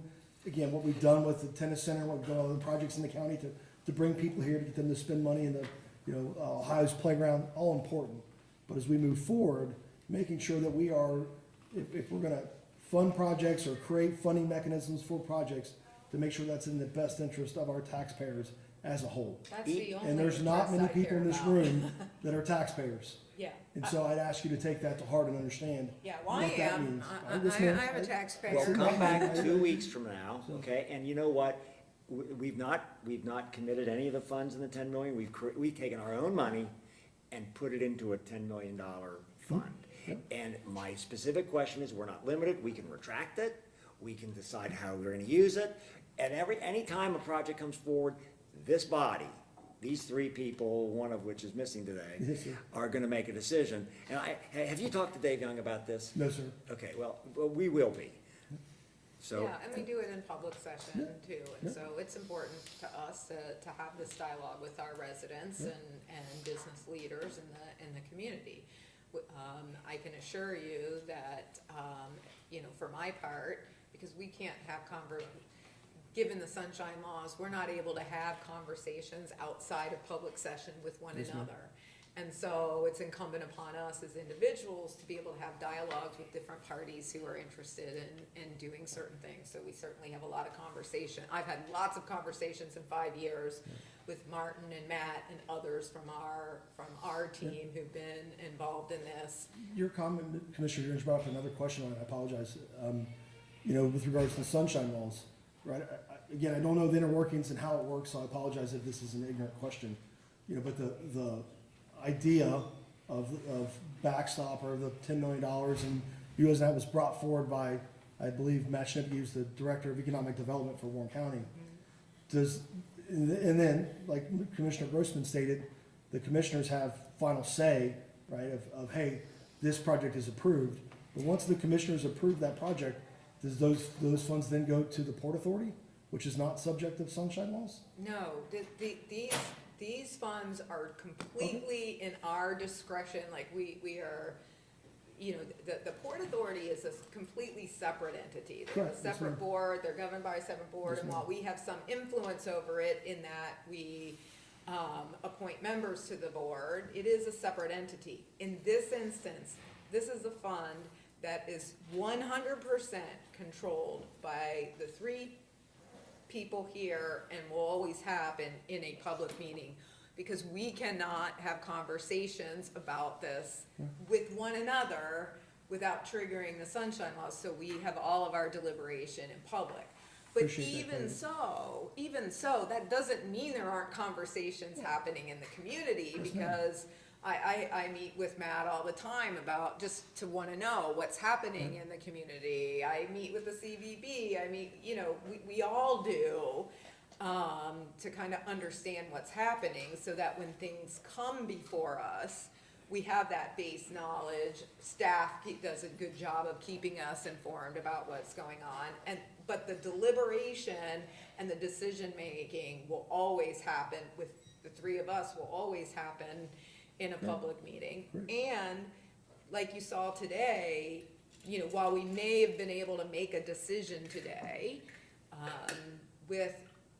especially with things that are new, but things that, we think are consequential to the county, we want to bend over to make sure I everybody has appreciate a that. say. That happened last week's commission meeting. There was some more clarity needed from a proposal that was presented, and you guys moved it down the road. And so, again, appreciate Yeah. the willingness to do the proper due diligence. Right, So- And a lot of what we do, you know, we have 3 different functions as commission.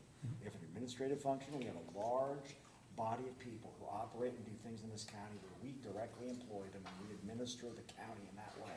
Second, we have a legislative function. It's not as large a legislative function like a legislative body with which Shannon served admirably for many years on our behalf in Ohio. But we do legislation. But we also have a judicial function, which is sort of my expertise because I'm a lawyer. And you saw that last week with the cell tower discussion. And so each one of these functions are important to this commission and this body. And we cannot kibitz outside because 2 people is a quorum. And that's why you can't do it. In bodies that are larger where you don't have that quorum, you can kibitz. But you can't have a round table kibitz, okay? And with us, because 2 people's a quorum, we cannot ever talk. I've been told by other prior people years ago, oh, we always made these decisions, but we got so what, you're violating the sunshine laws. We can get sued for that. We don't do that. But I'm happy to get together with Becca Vergano, your executive assistant, set up a lunch with you, talk to you about this matter. Same here. Very I would be happy to interested. do it as And well, if as you you call, know. if you have Becca call me, you know I'll pick up the phone for her and I'll do that. She has that ability. She does, and I like her sense of humor, Yes, too, by you the do. way. Yes, sir. Okay. Again, appreciate the time and the clarity and the questions. Anytime, Yep. anytime. Okay, so I think that this, do you have anything else on this issue, or are we moving to the next And I one? was just gonna come up and see if you all had anything else. Okay, I have a rather interesting need at this point. okay, do we need to take a 5-minute recess? It's less than 5 minutes. Okay, so let's just stand down and we'll take a 5-minute recess, for our bio break, and then we'll come back up for their next order of business. I'll go ahead and